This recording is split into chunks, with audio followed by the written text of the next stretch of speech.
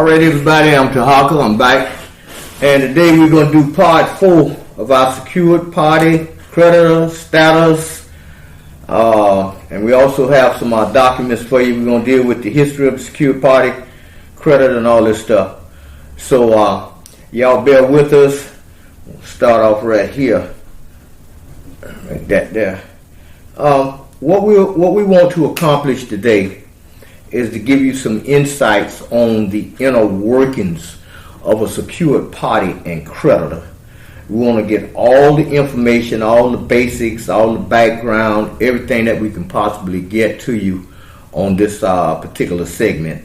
This is part 4 of our series of videos that I told you about. We got documents that we're going to bring to the table for you. And let's see which one we can. Okay, we'll be consistent with that right there. Okay, but without further ado, let's get started. Okay, y'all hold on.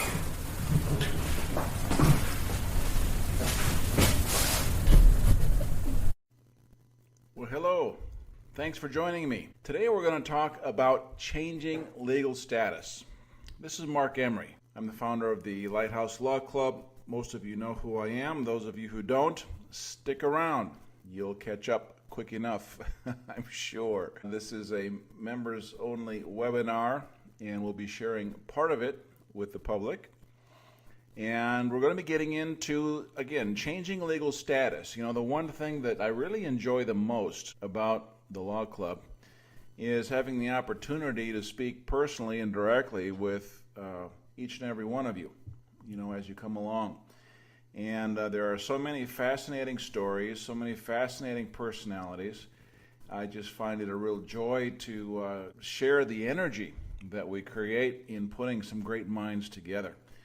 And in that regard, there seems to be a common theme with most everybody that I talk to. And that common theme is that we recognize the mess that we're in by virtue of how we've been suckered into contracts without full disclosure and lack of informed consent. And we've been suckered into this legal status that we need to get out of, and we need to change it to get back to our natural, God-given, inherent state of presence so that we don't have all of these interferences and intrusions and compelled performance statutes intruding and imposing themselves in our lives. So that's a common theme, and so let's get into it. Now, there's a lot of folks out there doing different things. That's really great. As one individual, you can only do so many things, same with myself or anybody else. And the fact that we're all having different experiences is something that we can draw on and gain strength from. Now, where I'm headed with this is real simple. As it relates to changing status, there are some very advanced legal technologies out there that get into some very exotic types of paperwork and processes. Becoming the secured creditor on the bond created by your birth certificate. That's a fascinating process. I'm fascinated by it. I haven't done it myself yet. And I think it could very well be very effective under the right circumstances. We're not going to talk about that tonight. Tonight we're going to stick to practical measures for moving to the private side and living a private life. These are practical things that you and I can do in short order without getting wrapped up in all kinds of fancy legal documents and legal mumbo jumbo and extended processes and interactions and waiting for responses and all of that kind of thing. Again, as valuable as that may be, but as we go along here today, you'll find out why it's important that we do much more than that. And if we don't take care of the practical matters first, then all your fancy legal paperwork isn't going to mean diddly squat. All right, you're going to see that. So let's take a few minutes, just review some of the basics. Most of you, I'm sure, have the basics under your belt, but it's important that we establish this review so we have a solid foundation to proceed on, and that those who are just coming along, just getting on board with some of this type of information and training, that they can come along with us and catch up with us real quick so that we're all on the same page when we get to the finish line. Okay? So let's jump right into it. Let's compare the private side with the public side. We can see that in the beginning, God created man. We'll call him John Michael Smith and everyone else, right? That's where it all started. He gave us dominion over the earth, and he blessed us abundantly. Based on what? Our covenant with him. He later gave a covenant to Moses.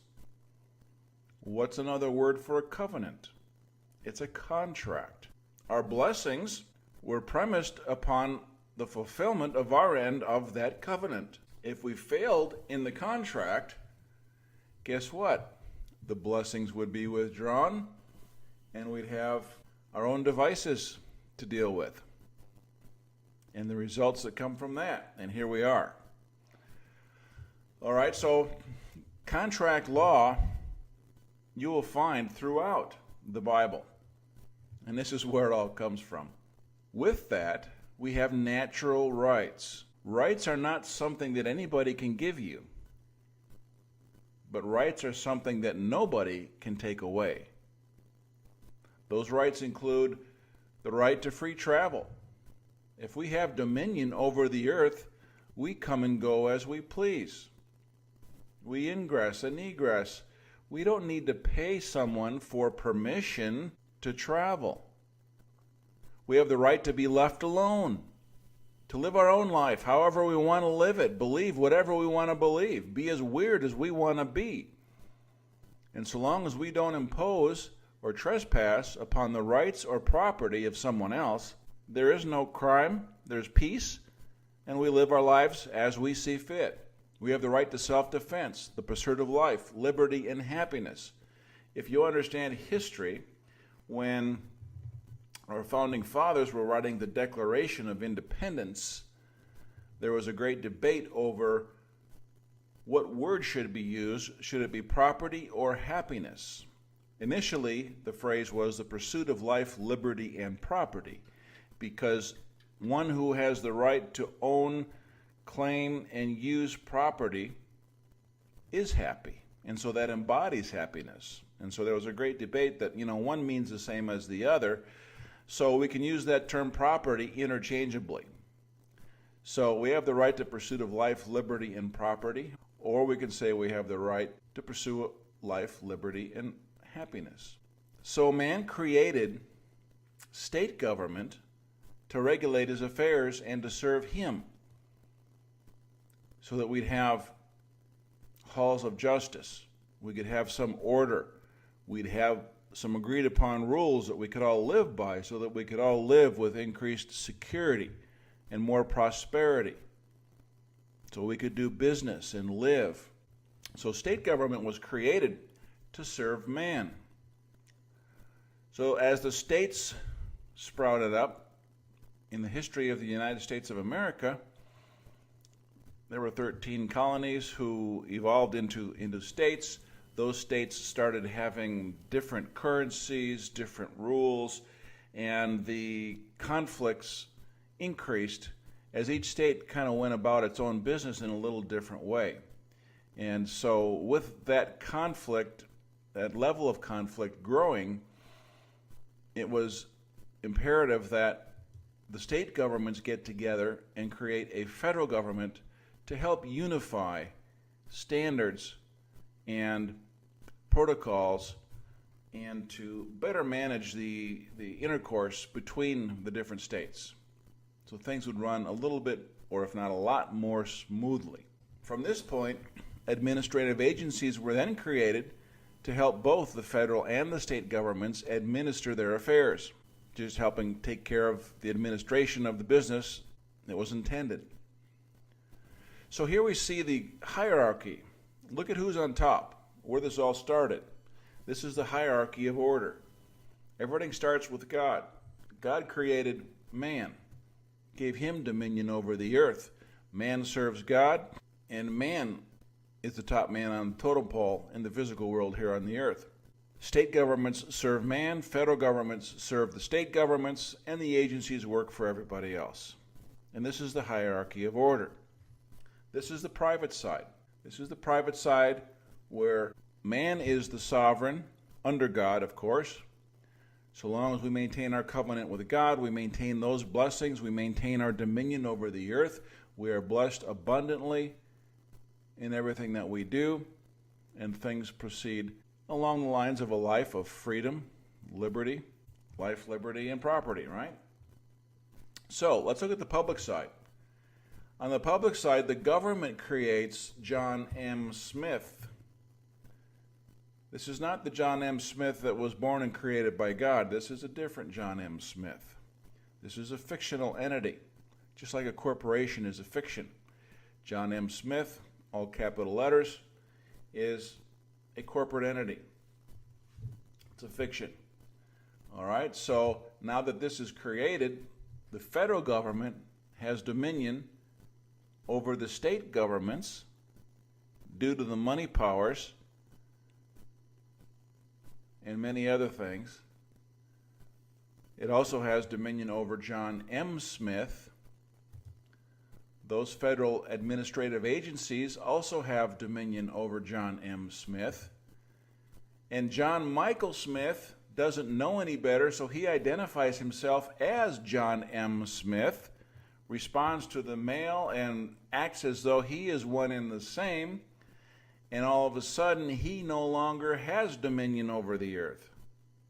In fact, not only does he not have dominion over the earth, he doesn't even have dominion over himself, or his house, or his land, or his kids.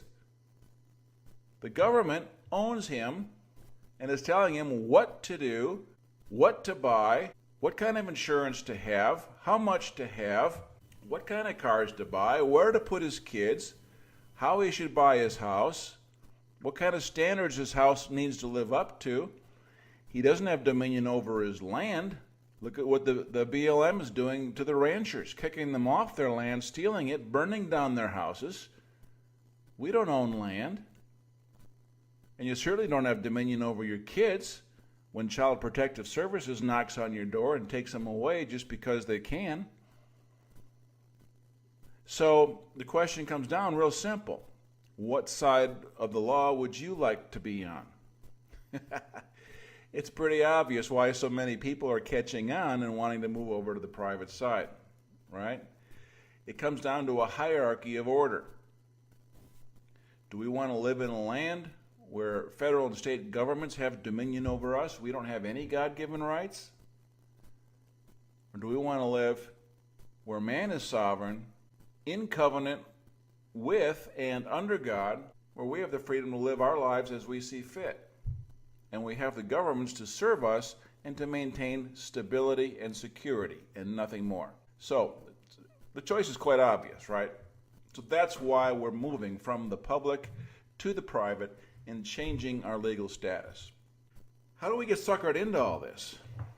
I know most of you are aware of this, but let's just review it real quickly. All right, the birth certificate for John M. Smith is created.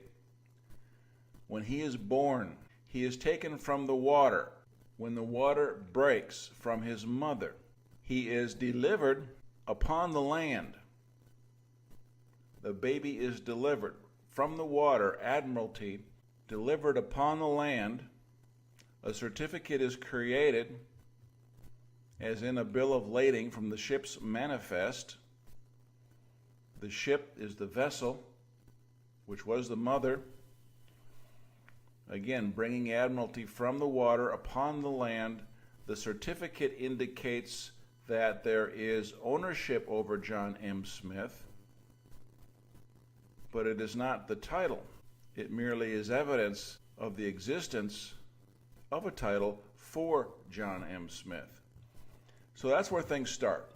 Social Security, we're told we need to apply for a Social Security card in order to get a job. We all know the story behind that. It's a big lie. The law itself says it's purely voluntary. In fact, there was a lawsuit with the Equal Employment Opportunity Commission when someone objected to being forced to put a Social Security number on their job application with Taco Bell in order to get a job. And they won that lawsuit. They were not required to put their Social Security number to get a job. But the point here is that the application, when you sign that as true, complete, and correct, and put your authenticated signature upon that application for contract, that application is full of admissions and confessions, just like all federal documents are. You admit to being a United States citizen. Well, at that point in your life, when you're a 15-year-old kid, chances are you were a state citizen and not a federal citizen. So, there's all kinds of ramifications on that. We understand that. All kinds of admissions and confessions that are not true. It's fraudulent inducement, lack of informed consent. You didn't know what you were signing. Okay? It's based on fraud, and we'll talk about that in a minute. Now, Federal Reserve notes are promises to pay. That's what a note is, promissory note. So our currency that we're exchanging every day are promises to pay, which never get paid. In fact, since the United States became bankrupt in 1933, there has been no lawful payment done since that time. We've been exchanging credit and negotiable instruments. And since nothing is paid by law, because there is no lawful money in circulation, what we're doing is we're exercising the franchise, which is the privilege of discharging debt. The privilege of discharging debt is not lawful, but it is public policy. So we're not operating in law, we're operating in public policy. And the public policy is, since you never paid for anything, you don't own anything, which is why the government can come and take anything from you whenever they want, because you don't own it. So, we won't get into that, the whole money issue. That's something that needs to be understood very well, if you don't already, and many of you do. Corporate employment is a key element. One of the first things the judge will ask you when you step into court, okay, and are you employed? Where are you employed? Oh, well, I'm a warehouse manager over at Home Depot over on Lincoln Avenue. Okay, very good. And where do you reside? Oh, I'm over here on 910 Birch Street. Okay, so the judge says, so you reside and you're doing business in the state. Thank you very much. You've just granted me jurisdiction. We will now proceed against you. Corporate employment is very problematic. We'll talk about that as we get into some of the details, but you need to be seriously thinking about doing something about that. And again, we'll get into that in just a minute. But those are federal benefits. Corporations are creatures of the state. When you work for a creature of the state, exchanging your services for promises to pay, which are issued by the Federal Reserve, a private corporation, you are so deep into commercial law and federal regulation, it isn't funny. All right, so that's something we need to be careful of. Being a resident. All right, let's break this word apart. I get into this in my workshop, The Private Traveler. Res is the Latin term for the thing. Ident is the root for identified, right? So resident is the thing identified. Identified as what? Identified as property, inventory, chattel. You understand? Because you're identifying yourself with John M. Smith in all capital letters, you are owned by the state.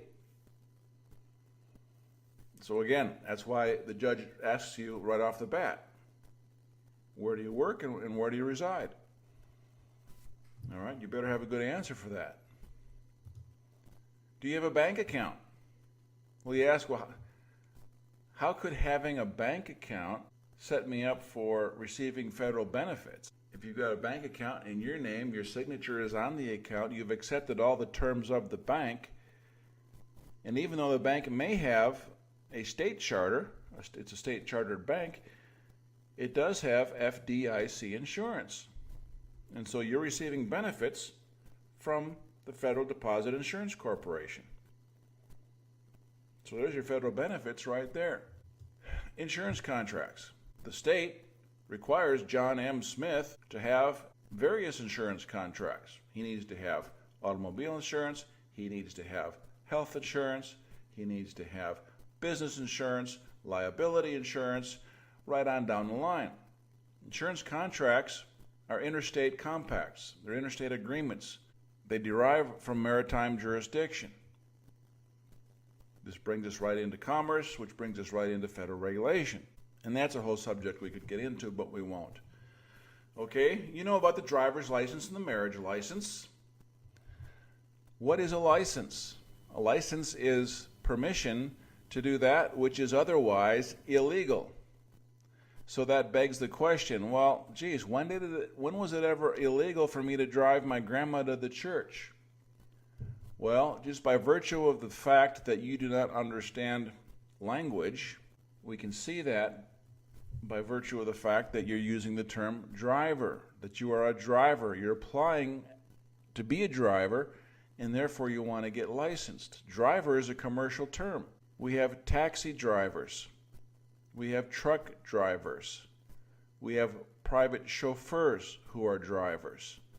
We have postal carriers who are drivers. We have package delivery people that are drivers. This is all commerce in transport. These are commercial terms. Now, if you're not engaged in commerce on the roadways and the byways, then you are not a driver. Therefore, why on earth would you apply for a driver's license?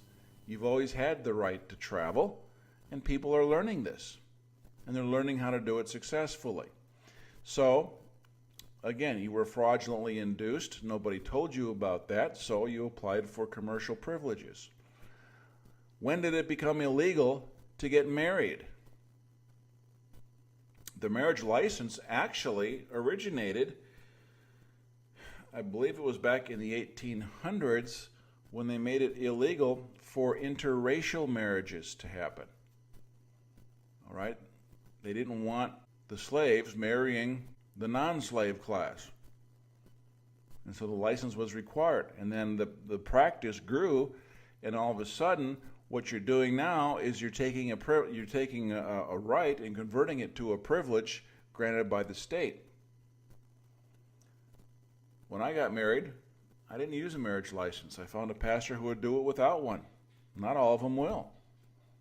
So what happens when you apply for a marriage license? You're bringing the state into the marriage as a third party, just like your spouse is. So the state has equal standing as your spouse does in that marriage. I was talking to a gentleman from Montana, and he looked at the back of his marriage license, and it stated very clearly that the product of this marriage belongs to the state. Well, think about that. What's the product of a marriage? Children. Are you starting to get the picture now? These are very serious issues. So these are some of the benefits that we apply for, and we get sucked into these contracts. In doing that, really we violate the covenant that we had with God. And so we move from that jurisdiction, we get sucked into another jurisdiction, which is highly regulated and generates fees, fines, all kinds of forms, and we could go on and on. All right, so this is what traps us. Let's take a look at this. The private Federal Reserve Bank. Look on your dollar, your Federal Reserve notes. You see that E on the left. That E signifies the issuing bank, the bank that issued this Federal Reserve note. And E happens to stand for the Federal Reserve Bank of Richmond, Virginia. Okay, so when we see that E, we know which bank owns this promissory note. And if they ever decide to claim it, it's theirs, they can come and get it. Okay? So you see that same E in the serial number, which again immediately identifies the issuer. The issuer is the owner. Now, we can see also on the back of the Social Security card, this number is not the Social Security number. There are many people out there that know more about this than I do, but they'll tell you that this is the registration number or the bond number representing the bond that's created by virtue of your application for the Social Security card. Now, how could they create a bond? Well, when you apply for the Social Security number, what are you doing? You're saying, I want you to take so much money out of my check for the rest of my life on the hopes that maybe I'll see some of it back when I retire. Think of all the money that someone generates, not only in terms of withholdings, but taxes paid, all the different types of taxes that are paid. I saw a list of all the taxes that are paid, and it was pages. I mean, there were hundreds of different types of taxes that we pay. And so think about how that adds up over someone's lifetime and as a part of their earnings. And when that compounds, and when you can use leverage with the fractional reserve banking system, how you can take $1, make it $10, lend that out again, and do it over and over and over. It becomes exponential. So we can see that this account is owned by the Federal Reserve Bank. This account is in the name of John M. Smith, and you identify yourself as John M. Smith, and therefore you're obligated to this account to continue paying for the rest of your life. So isn't that sweet? Okay? Just something to be aware of. So, the IRS is a private collection branch for the Federal Reserve. That's what they do. They collect for the private Federal Reserve. Now, take a look at this. The IRS doesn't collect money for the government. They're a private trust domiciled in Puerto Rico. And you can look it up yourself. Let's read this. In 1953, the Internal Revenue was created by the stroke of a pen when the Secretary of the Treasury changed the name of the Bureau of Internal Revenue, Treasury Order number 150-29, G.M. Humphrey, Secretary of the Treasury, July 9, 1953. However, no congressional or presidential authorization for making this change has been located. So, the source of the authority had to originate elsewhere. Research to which IRS officials have acquiesced suggests that the Secretary exercised his authority as trustee of Puerto Rico Trust number 62, Internal Revenue. And you can see this in Title 31 of the U.S. Code, Section 1321. Look it up yourself. And as will be demonstrated, the Secretary does, in fact, operate as Secretary of the Treasury, Puerto Rico, which is a territory. It's not even a state. Puerto Rico, as a territory, is managed by the United States in Washington, D.C., the corporation. United States, the corporation. Now, one thing you may not be aware of is that the Secretary of the Treasury of the United States does not receive his paycheck from the United States federal government. He is paid by whom, do you know? By the IMF, the International Monetary Fund. So, what's this telling us? The treasurer of the United States is paid by foreign interests. The people you pay your so-called taxes to in the IRS, that money actually, well, number one, doesn't even touch the floor of U.S. government offices. So if you think you're paying for roads and bridges and schools and health centers and justice systems and armies and military and everything else with your taxes, I'm sorry to tell you, not one penny is going to anything that benefits the people. It's going straight into a private trust, which is managed by a combination of the IMF, a federal corporation known as the Federal Reserve Bank, and that ultimately ends up with the Queen of England or the Vatican. So, you want to pay your taxes? That's your choice. It's entirely your choice. All right? So, you say to yourself, well, crap. I'm not going to do that anymore. I'm not going to pay my taxes if that's where it's going. Well, I'm sorry, but you're hooked. You're hooked by the agreements that you've made. You've made admissions and confessions in the applications that you've signed that you are a charter member of this corporation known as the United States. Nothing to do with the government. And you're regulated by commerce, you're engaged in commerce, you're wrapped up by contracts, and unless you do something about that, you're stuck. You're hooked. You're not getting off the hook. We've got agreements in place. So this is the dilemma that we find ourselves in, right?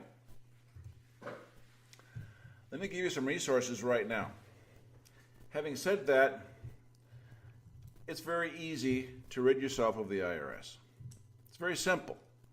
I should say it's simple. Not always so easy, but it is simple where you can do it safely and securely and not go into any level of risk. And I show you how. We start number one. You need to get, if you haven't already, get this free download. I wrote a book called How I Beat Satan and the IRS. You can get it free. Go to the onefreemanswar.com. Go to the Defend America page. And all I ask in exchange for this free book that I'm giving you, I want you to share it with at least 2 other people. And get their commitment that they will share it with 2 other people. If we can get this to go viral, we can expose the fraud in the country. We'll know what's going on. So, get your free download there. Then once you've gone through this, it's a short read, it's a quick read. It's only about 62 pages and a lot of white space, a lot of quotes. There's about 10, 11, 12 chapters in there. Each chapter deals with a different element of the IRS fraud. Makes it very easy to see. And it's not hard to read at all. It's not full of a lot of legalese. Should be quite entertaining and informative. But participate in the Defend America program. Get the word out. Share this link with people you know. And then once you want to do something about it, we have an IRS Freedom Package that provides supporting documents and the processes to put a couple of these most important strategies to work where you can safely and securely simply walk away. Okay? It's pretty simple. Now, I would also recommend a video workshop that I've done that will get into some more detail and lay some things out. And it shows the only 2 roads that the IRS travels on. And if you can block those 2 roads, there's nothing they can do. What you do is you make yourself immune. And it's real simple to make yourself immune. And if they can't throw you in jail, and if they can't take your stuff, your bank accounts, your house, your property, position yourself so they can't do that. If they can't touch your stuff, and if they can't throw you in jail, there's nothing they can do. They can holler and scream all they want. Okay? But the previous taxpayer is going to show you how to do that. So that's video on demand, and that's, I don't know, about 90 minutes, maybe a couple hours maximum. And you'll find it there at that link. So those are a couple of resources right off the bat that you have that I'd be happy to share with you. All right, so we got to get the IRS out of our lives. And you need to understand that fraud vitiates all contracts. And that's coming straight from the U.S. Supreme Court.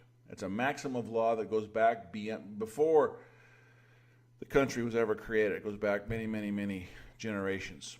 You know, the Supreme Court said in Throckmorton versus the U.S., the maxim that fraud vitiates every proceeding must be taken. In other words, they could not ignore the fact in this case that the entire case of the defendant was based on fraud to start with, which means that everything that proceeded from that was null and void. You know, it's fruit of the poisonous tree doctrine. If the tree is poison, the fruit is poison. And you can't go beyond that. So it starts with contracts. So we go back to all those contracts that you signed with the Social Security application and those type of things. And there's a process for basically putting the people, the counterparties to those contracts on notice that you have uncovered their fraud, you know what it is, you are stating the fraud, you are putting them on notice that you are no longer participating in the fraud, and that you consider that original contract null and void, nunc pro tunc. Okay, now for then, as from the beginning. So, that's a fundamental issue. And so, we have to get into understanding a very simple concept.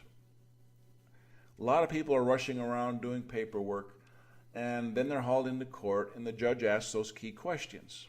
Where do you reside, and where do you work?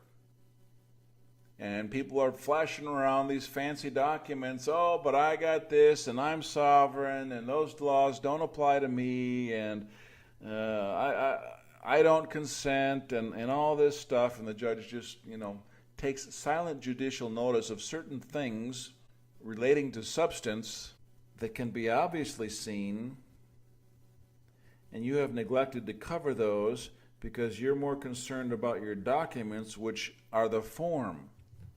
All right, this doctrine, substance over form, really comes originally from the bookkeeping and the accounting world, where people may structure certain transactions in a way to minimize or avoid entirely taxation.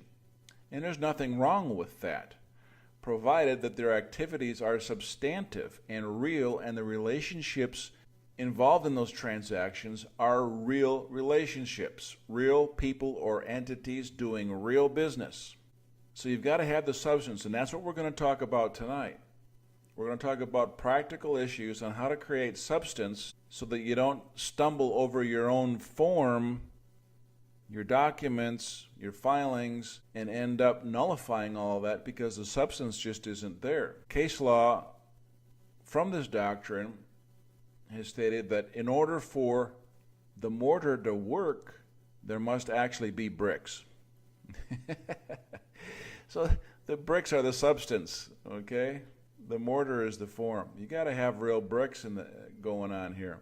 All right, so what I'm saying is that your behavior, the way you live, the things you do must match the assertions that you're making.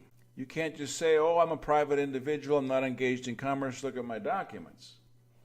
Okay, when the judge can see right off the bat with a couple simple questions that you are still engaged in commerce, you're still receiving federal benefits, and you're just as much a slave as you ever were. Because the documents don't do anything if the substance isn't there.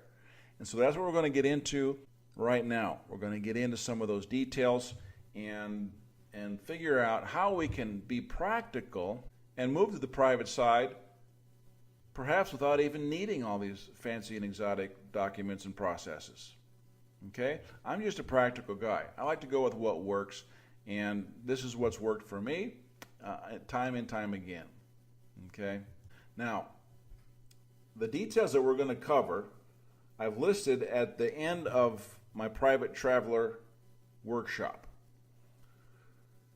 And the private traveler really establishes the fundamental legal elements that are necessary to understand when moving from the public side to the private side. Okay? So this establishes a very good foundation. It's an on-demand video workshop that's available at this link. At the end of this presentation, I go into a list of these practical items. I cover the list, but I don't really get into the details. So what we're going to do right now is we're going to get into those details and dig into what it takes actually to have some of these practical issues resolved in your favor so that you've got the substance. Once you have the substance and are living on the private side, then is a good time to go and pursue the documentation, the legal processes, the liens, the trademarks, the copyrights, whatever it is you want to do. Okay? So from this point, we proceeded in the web conference complete version that our members were a part of. For the members web conference, we proceeded to review a list of about 20 different practical items.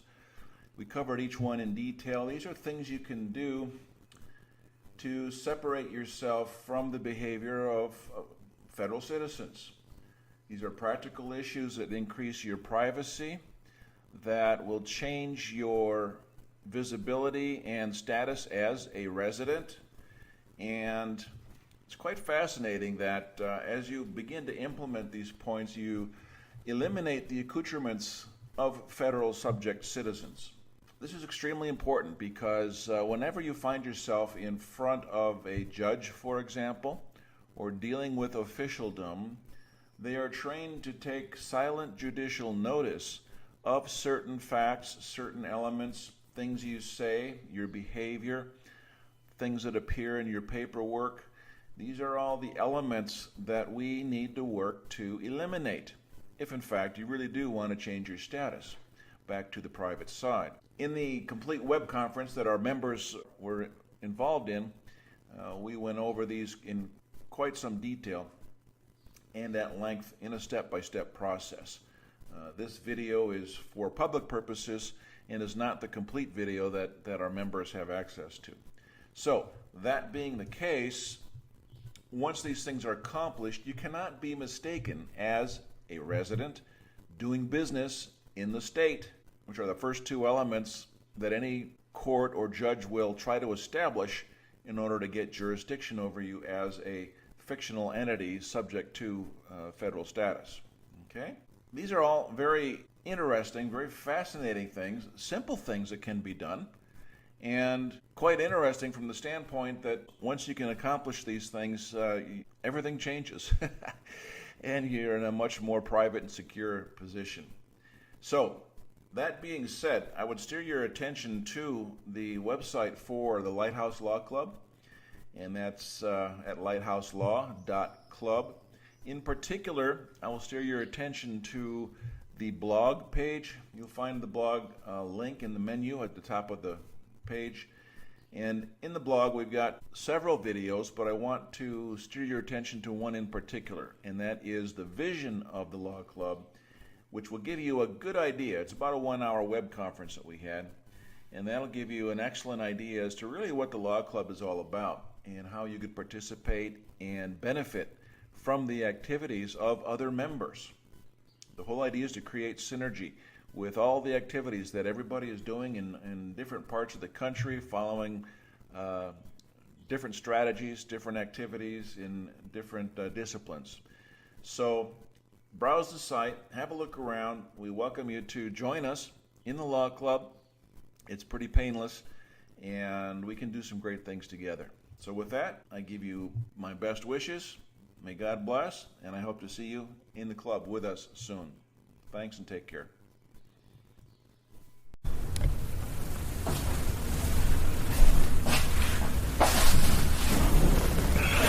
Okay, everybody, we back. I hope y'all got something out of that legal status and change video. That was pretty informative. What we're going to do now is we're going to go down in some of these documents for you and lay some of that stuff out for you. So make sure that you got your paper and pencil handy. And don't forget, in order to get a hold of this kind of information, you go to www.newdataelimination.com. For our free report, go over to tarhakadataelimination.org. That's www.newdataelimination.com. for our secure party and creditor package, foreclosure killer, student loan, child support. We handle all that. But for our free report, that's www.tarhakadebtelimination.org. Okay, y'all sit tight. So we're finna bring in this stuff on these documents. We're gonna do about 4 of them, and then we're gonna go down into the history of the secure party and creditor. Okay, all right, y'all hold tight.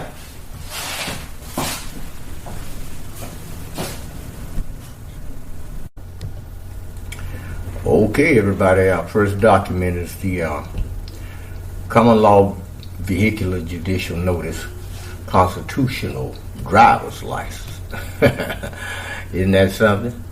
You get a look at it, and it states here that the undersigned common law citizen, whoever that is, hereby certifies by rights secured under provisions of the Constitution of the United States of America, the Constitution of the several states, common law, nature and law of nature's God, that these rights are retained in fee simple, absolute, and held protected with special regard to rights designated and slashed or set forth as follows. Also note, rights and property are one and the same thing. By the Honorable Justice Louis Brandeis, U.S. Supreme Court. Notice an advisory of rights claimed inviolate. 1. The right to travel freely, unencumbered, and unfettered is guaranteed as a right and not a mere privilege. That the right to travel is such as basic as it does not even need to be mentioned, for it is self-evident by common sense that the right to travel is a basic commitment of a free society to come and go from length and breadth freely, unencumbered and unfettered, distinguishing characteristics required by free people to exist. In fact, please see Shapiro versus Thompson, 394 U.S. 618. Further, the right to travel by private conveyance for private purposes upon the common way cannot be infringed. No license or permission is required for travel when such travel is not for the purpose of commercial profit or gain on the open highways operating under license and commerce. The above named common law citizen listed as not operating in commerce, and as such is thereby exempted from the requirements of license as such. Further, the state is forbidden by law from converting a basic right into a privilege and requiring a license and or fee charged for the existence of a basic right. Please see Murdoch versus Pennsylvania. Okay, and this goes on and on and on. This document is quite long, and I'm not going to read all of that, but I just want to give you a gist of what this thing looks like, and so you know what you're dealing with. This also comes along with our packages. Whatever you get, this come along with it, so you'll be able to exercise your freedom of right to travel. This is some of the same stuff that I used when I first did it. I was actually the first man in the state of Florida doing this. I don't know nobody else that was doing it. I'm definitely the first one right here in Duval County, here in Jacksonville. And me and the man Popo, we went round and round, and they was trying to figure out how to stop me, and I ended up having to send the sheriff an affidavit, and of course it scared the bejeebus out of him. He ran over there on the south side and hired a law firm to as a go-between between me and him. However, I turned the tables on him and sent the law firm the same type of documentation that I sent to him. And of course, they panicked because they done looked up all the Supreme Court rulings, and there it is for them to read, and they didn't know what to do. Nobody had ever challenged this thing before, and this thing had major implications, and we're talking about massive lawsuits and all that. So everybody panicked. He gave us me in charge not to stop me anymore on the road. Just observe and watch what I'm doing, and but don't stop him, don't write him no ticket, because I put the affidavit together very, very well. In fact, it's inside my library, the same affidavit that I used on the sheriff.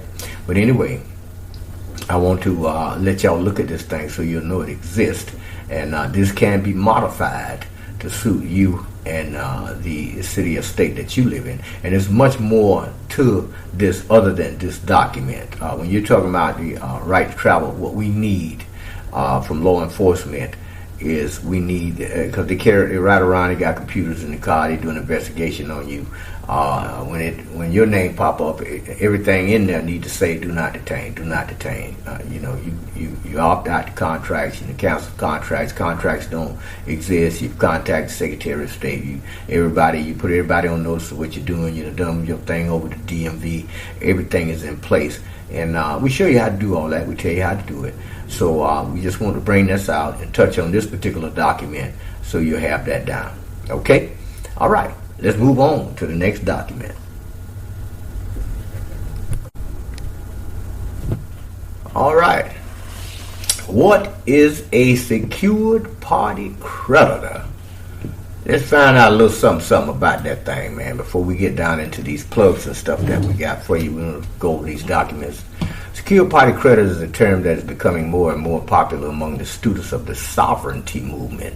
And many different three-letter agencies are also aware of the growing number of people that are learning about secured party creditor filing processes and are feeling threatened by this because they will no longer be able to manipulate everything to their advantage and to our at our expense. It is important to understand that becoming a secured party creditor doesn't mean that you just file a UCC-1 and you're done.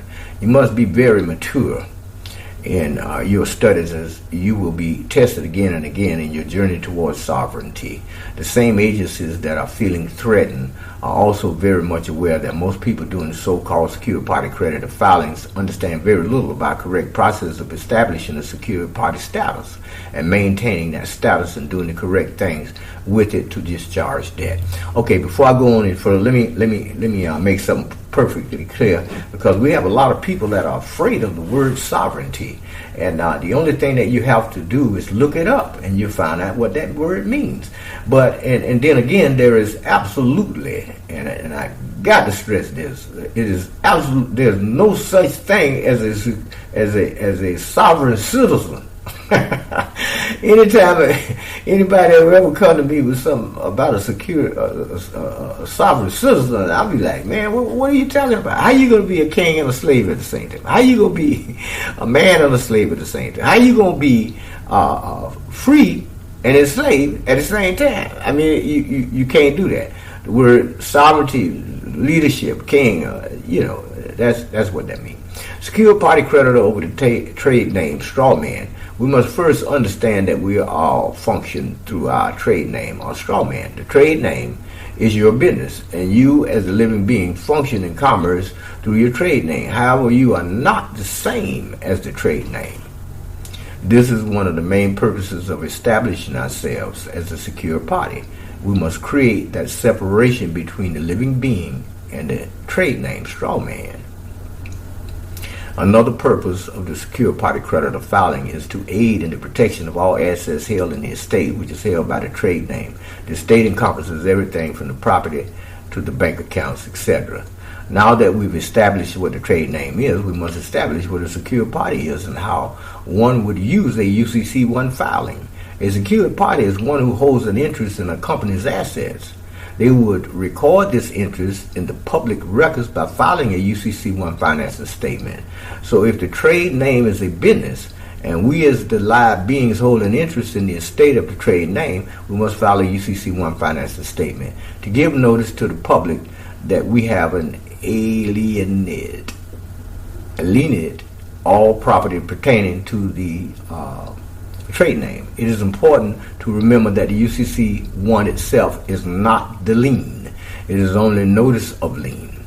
The lien itself is established by the security agreement between the secured party and the debtor trade name.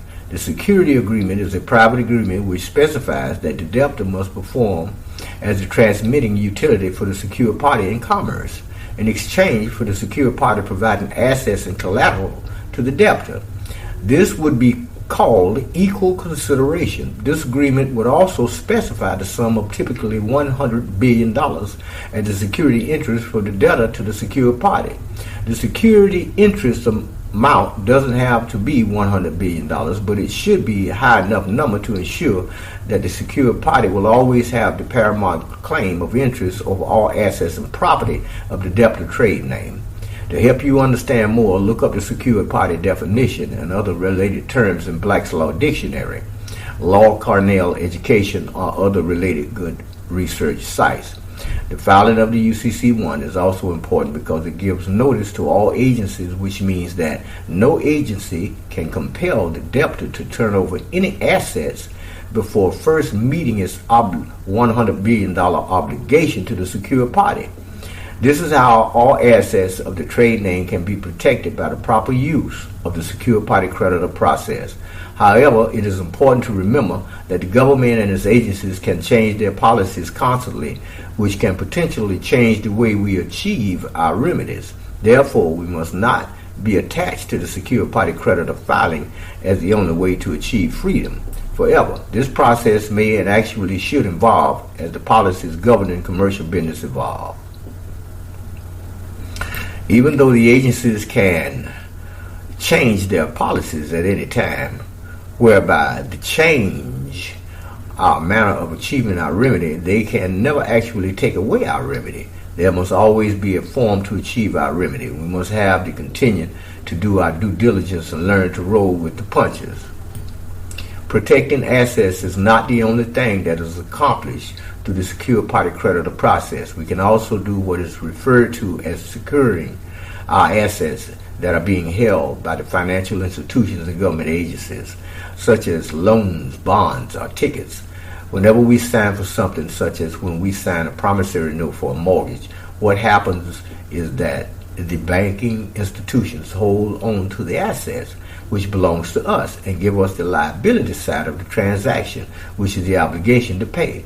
With the secured party creditor filing, we are placing ourselves in a position where we can either redeem our assets to close out the account, or we can discharge the debt to close out the account with House Joint Resolution 192. Now, we've already talked about the public law,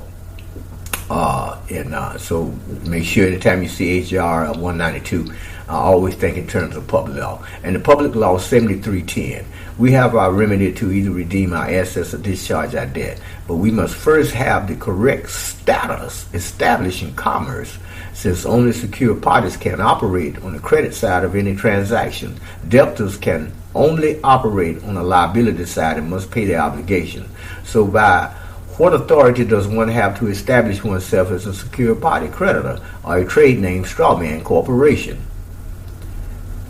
In commerce, is it the one who provides the funding or the corporation that acquires a lien right against all assets of the corporation? In other words, when a baby has birth certificate issued against their flesh and blood body, the corporation is created, but it is the child that is in their lifetime will provide all of their energy funding for the corporation. Therefore, the child can eventually establish themselves as a secure party for the debtor trade name corporation and thereby secure all assets and collateral pertaining to that trade name. When the certificate of live birth is issued, it is done so without any face value, similar to a blank check. You know it has value, you just don't identify the value until it's time to close out an account. We do this by sending an indemnity bond to attach to HJR 192, along with our acceptance of the government's order in 1933 to remove all money of substance and provide our credit to that order to the Treasury to be held in trust for the value of $100 billion. This bond is to be used to discharge our public debts. All of this is done in accordance with the Uniform Commercial Code provisions. It is important to have a fundamentally accurate process for ease of enforcement. This process includes security agreement UCC-1 filing, a chargeback order, and even a common law copyright if you choose to get one. It is important to remember that this is a simple outline of some of the components of the secured party creditor filing. You may do your own research to ensure your process is complete before moving forward with discharging debts and redeeming your assets. Secured party creditor status also makes you an American national, state, national, republic jurisdiction. Okay? All right. That's pretty self-explanatory. Keep in mind that is another one of our documents that come along with what we provide for the people when we are trying to assist you in dealing with your secured party and creditor process. Okay, on to the next document. Okay, let's go on to our next document. This particular document was taken from creditors and their bonds. It's called "It Only Hurts When You Laugh." And I know a lot of y'all have probably seen this thing, but you need to pay close attention to the wisdom inside this document. This thing is pretty long. I'm not going to read everything from it. I just want to touch on it. I have yet to let me see. Do I have this book? No. I never did get this one. I guess because I had this document here so long. These are actual pages from the book, Creditors and Their Bonds. It's worth, especially if you are trying to be a secure party and a creditor, you want to have this under your belt. Every effect has a cause. Every cause starts with a thought. Remedy starts by changing your thinking. The laws of cause and effect. And let's scroll down a little bit. Every action generates force of energy that returns to us in like kind. What we sow is what we reap. And when we choose actions that bring happiness and success to others, the fruit of our karma is happiness and success. The 7 Spiritual Laws of Success by Deepak Chopra. No, I don't have that book. I got to get this and then add it to my collection. The laws under which we live operate to our advantage. All conditions and experiences that come to us are for our benefit. We gain strength in proportion to the effort expended. Our happiness is best attained through the conscious cooperation with natural laws. The laws under which we live are designed solely for our advantage. These laws are immutable and we cannot escape their operation. Difficulties, disharmonies, and obstacles indicate that we are either refusing to give up what we no longer need or refusing to accept what we require. All conditions and experiences that come to us do so for our benefit. Difficulties and obstacles will continue to come until we absorb their wisdom and gather from them the essentials of further growth. That we reap what we sow is mathematically exact. We gain permanent strength exactly to the extent of the efforts required to overcome difficulties. The Delphin system transforming the way the world thinks. Random House Dictionary. Okay. All right. This particular document is quite long. Like I said, I'm not going to read it all. I'll go down here and let's see. I'll get to the one that I really want to read here. It says here that an elder Cherokee Native American was teaching his grandchildren about life. He said to them, "A fight is going on inside of me. It is a terrible fight. It is between 2 wolves. One wolf represents fear, anger, envy, sorrow, regret, greed, arrogance, self-pity, guilt, and resentment. Inferiority, lies, false pride, superiority, and ego. The other stands for joy, peace, love, hope, sharing, serenity, humility, kindness, benevolence, friendship, empathy, generosity, truth, compassion, and faith. The same fight is going on inside of you and inside of every other person too." They thought about it for a minute, and then the one child asked his grandfather, "Which wolf will win?" The old Cherokee simply replied, "The one you feed." Okay, I'm going to stop right there with this right here, and I just wanted to bring this out so you can make sure that you, if you get a hold of this document, read it in its entirety, and make sure you hold on to this thing. And this also comes along with our packages for people who are getting our secure party creditor. We give you everything that you're going to need to do that with. Your security agreement, your UCC1 financial statement, and we're here to assist you in the event you have any questions. Okay, so we're going to go on to the next document. Okay, so y'all hold tight. All right, now before we get into this one, I got to tell you about a situation that we have. This is a letter to the people that wrote the codes for the Internal Revenue Service. I had a friend of mine, and this guy, he was he was in his 80s, man, and he came to me and told me, he said, "Man, they took my property, and now they're trying to take my house, the house that I live in." And he said the IRS has also sent me a letter stating that I owe them over $45,000.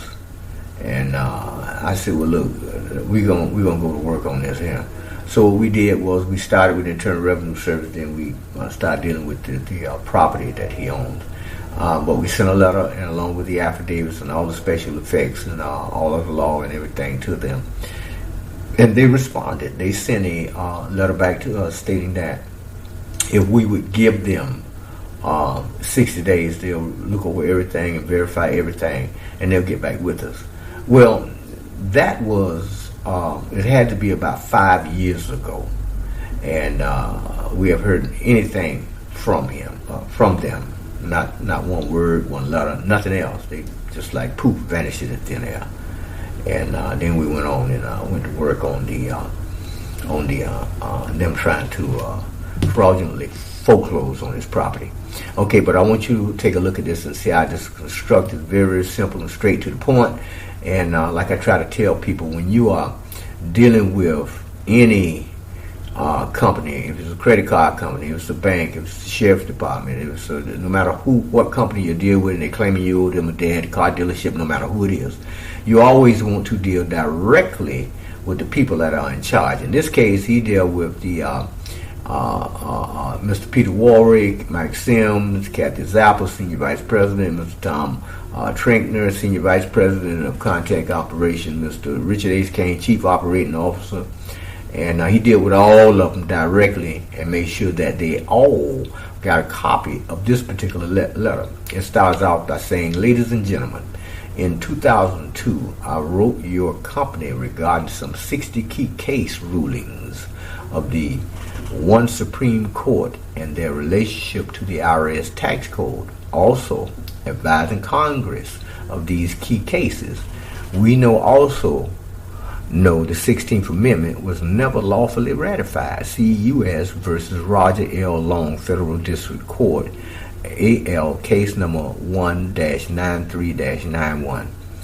Should memory serve, see Attorney Larry B. Kraft on Google search. There is no lawful tax code for these union states / states in all capital letter states. Why is your company aiding and abetting in tax fraud, tampering with evidence, and obstructing justice thereof? Congress guilty of high treason? Since 2002, how many innocent men / women have you, by intentional fraud, allowed to be put in jail because your company failed to revise the tax code? In the current tax code, how many key case rulings of the court are actually found? Is or is not your company the current publisher of the IRS code? Did or did not your company advise the courts of these union states of these errors? Who told you not to take further action in the matter to prevent further fraud upon the court?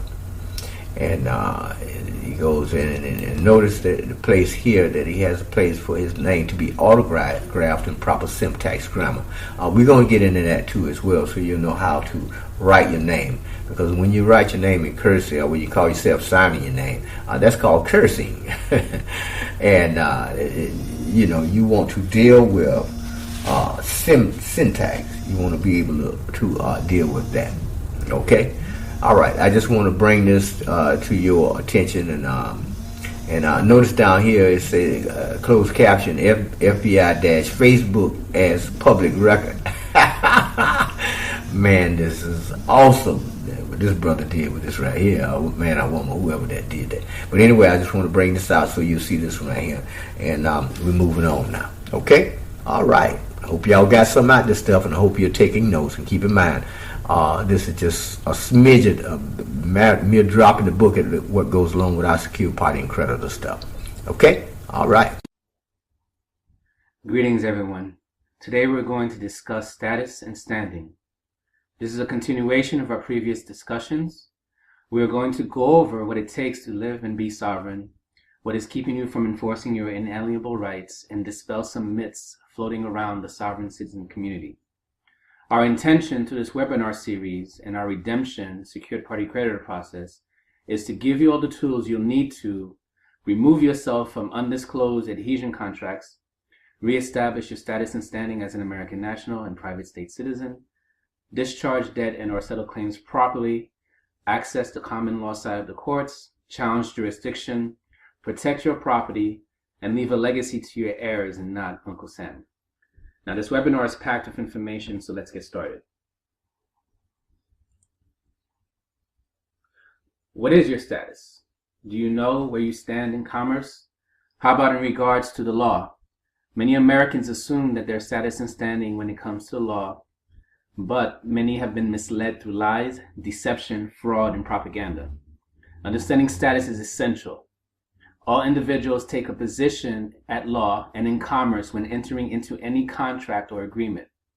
Under natural law, there is no limit to your rights and power to contract unless you waive or limit those rights by consent or a tacit agreement. Your status plays a big role in determining your position when it comes to the enforcement of your rights and claims in commerce and at law. In order to understand where you currently are, it helps to examine relationships, circumstances, and events that got you there. Let's now take a look at how history has led us to where we are now today. Under the English feudal system, as practiced in the Kingdom of England, the state of human society was formally structured and stratified on the basis of land tenure and the varieties thereof.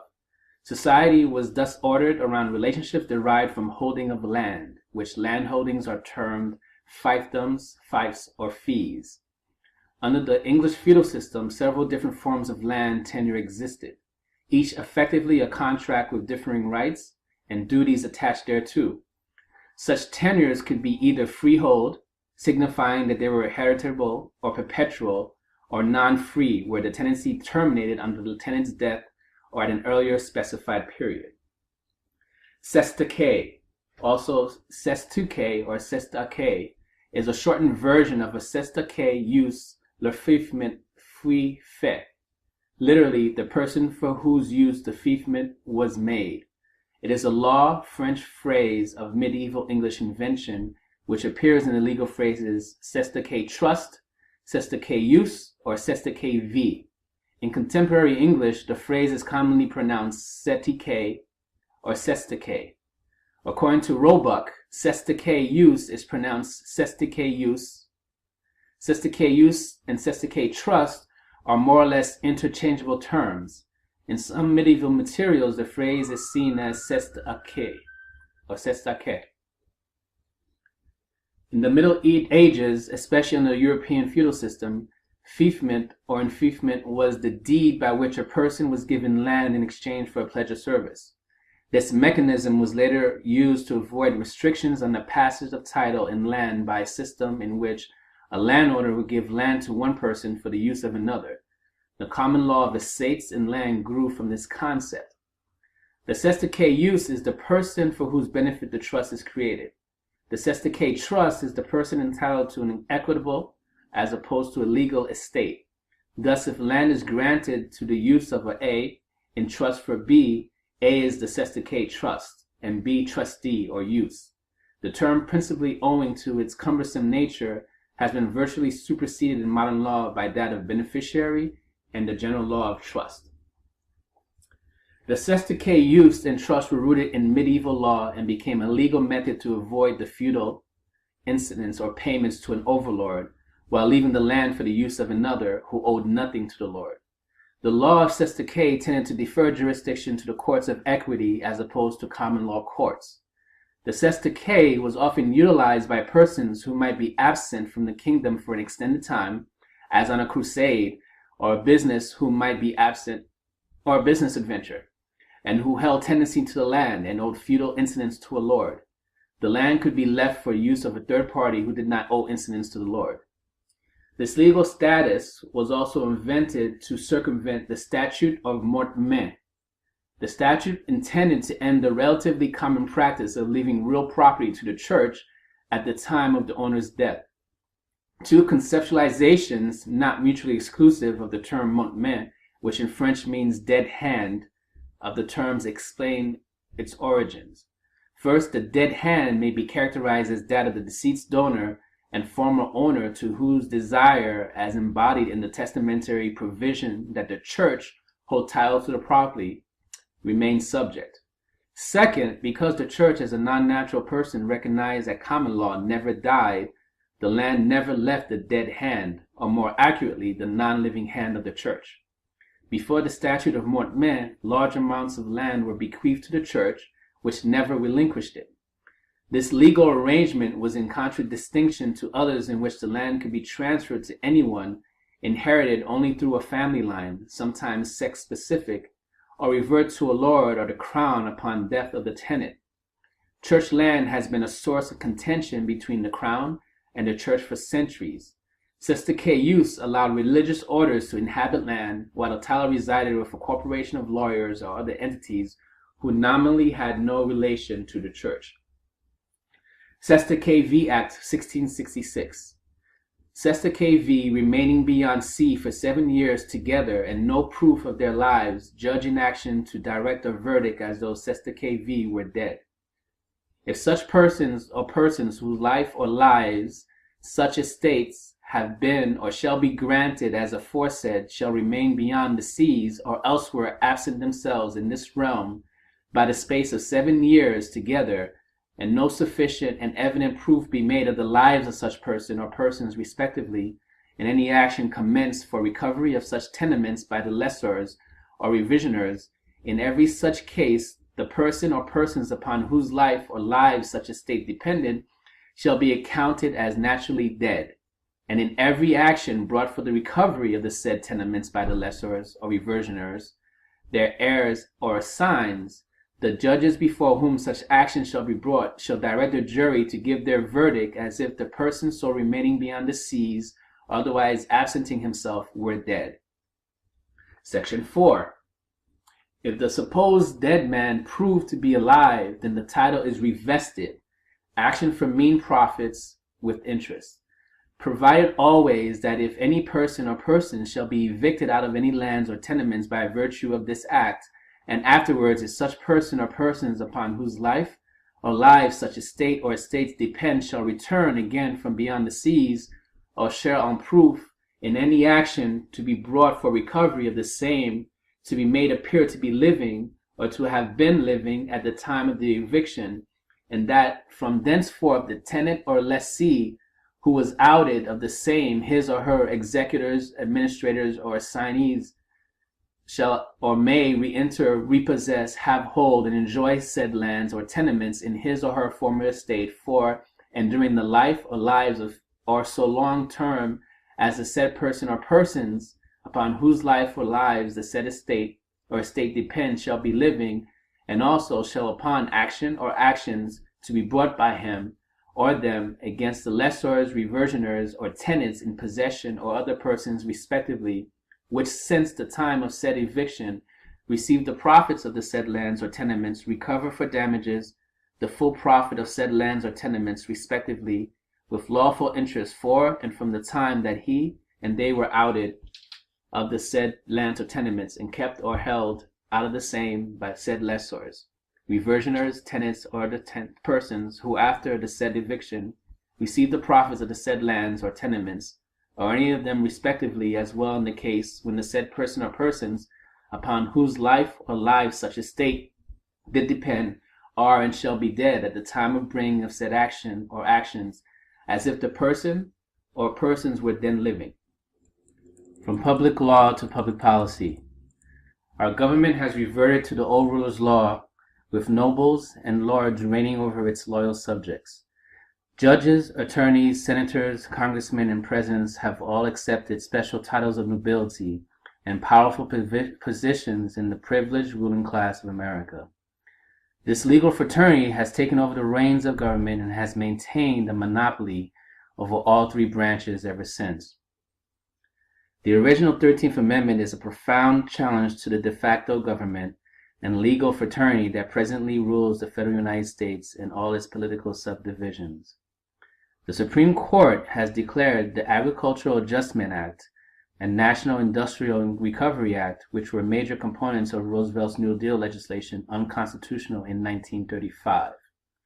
President F.D. Roosevelt, not to be derailed by the Supreme Court, under the authority of his declared state of national emergency, then demanded a reorganization of the entire federal judiciary, directly challenging the independence of the judicial branch of government as guaranteed by the Constitution. This precipitated a change in our American system of law from public common law to public international bankers' policy or private commercial law. The legislative bodies in America are now the sovereigns over the courts, executive officers, and its so-called U.S. citizens. Their function is solely to pass public policy statutes in the interest of the nation's principals and creditors, wherein civil statutes contain criminal penalties under an admiralty jurisdiction. The new and improved Supreme Court after FDR ruled that all cases will be judged under the negotiable instruments law. See Erie Railroad versus Tompkins, 1938. After this case, common law was officially blended with the procedures of equity. New federal rules of civil procedure took effect along with the Social Security Act of 1938. In the next 10 years, the Court of Common Pleas began to disappear, and virtually every American became a U.S. citizen by enrolling in the Social Security system. The sovereignty of the states and its respective state citizens was almost completely destroyed by this federal corporate socialist coup d'etat. Since the Civil War, the state has usurped its power from the American people through bureaucratic threats, duress, coercion, and manipulation of the economic and legal system. The state has been at war against the American people since then. The government bureaucracy took advantage of the civil disobedience and dissent to strip Americans of their sovereignty and have been chipping away at the limited authority and jurisdiction enumerated and placed upon the federal and state governments through the Constitution and Bill of Rights. In 1863, Lincoln declared a state of martial law and suspended the writ of habeas corpus in 1861 through the General Orders 100, known as the Lieber Code, or the Code for Government Armies in the Field. The code was authored by Francis Lieber, a jurist and political philosopher from Germany who was a professor of history and political science at Columbia College, currently Columbia University. Lieber assisted the War Department and President Lincoln in drafting legal guidelines for the Union Army. These guidelines became known as the Lieber Code. Under Article 4 of the Lieber Code, martial law is defined as follows. Martial law in a hostile country consists in the suspension by the occupying military authority of the criminal and civil law and of the domestic administration and government in the occupied place or territory, and in the substitution of military rule and force for the same, as well as the dictation of general laws as far as military necessity requires the suspension, substitution, or dictation. The commander of the forces may proclaim that the administration of all civil and penal law shall continue either wholly or in part, as in times of peace, unless otherwise ordered by the military authority. Lincoln was assassinated shortly after the end of the Civil War, and General Order 100 was never repealed, or peace was never officially declared to end martial law. Accordingly, Americans have been under a perpetual state of war with the United States and under military rule and occupation ever since. Under Article 2 of the Code, it states, martial law does not cease during the hostile occupation except by special proclamation, ordered by the Commander-in-Chief or by special mention in the Treaty of Peace concluding the war, when the occupation of a place or territory continues beyond the conclusion of peace as one of the conditions of the same. The Constitution for the United States of America was originally written as a contract between the federal government in the District of Columbia and free white males of the 13 original incorporated colonies that became states of the United States of America. These are the only parties to the contract of organic law for the government, besides those who later became naturalized citizens. The United States and the United States of America mean two different things when speaking in legal terms or legalese.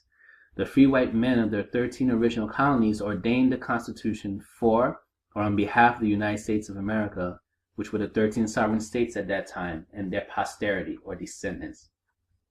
After the war, Congress passed the 13th Amendment ending slavery and involuntary servitude. Then they passed the 14th Amendment, creating a new class of citizenship, the subject citizen, through denationalization. A subject citizen was a corporate citizen or a subject of the de facto military government now in operation.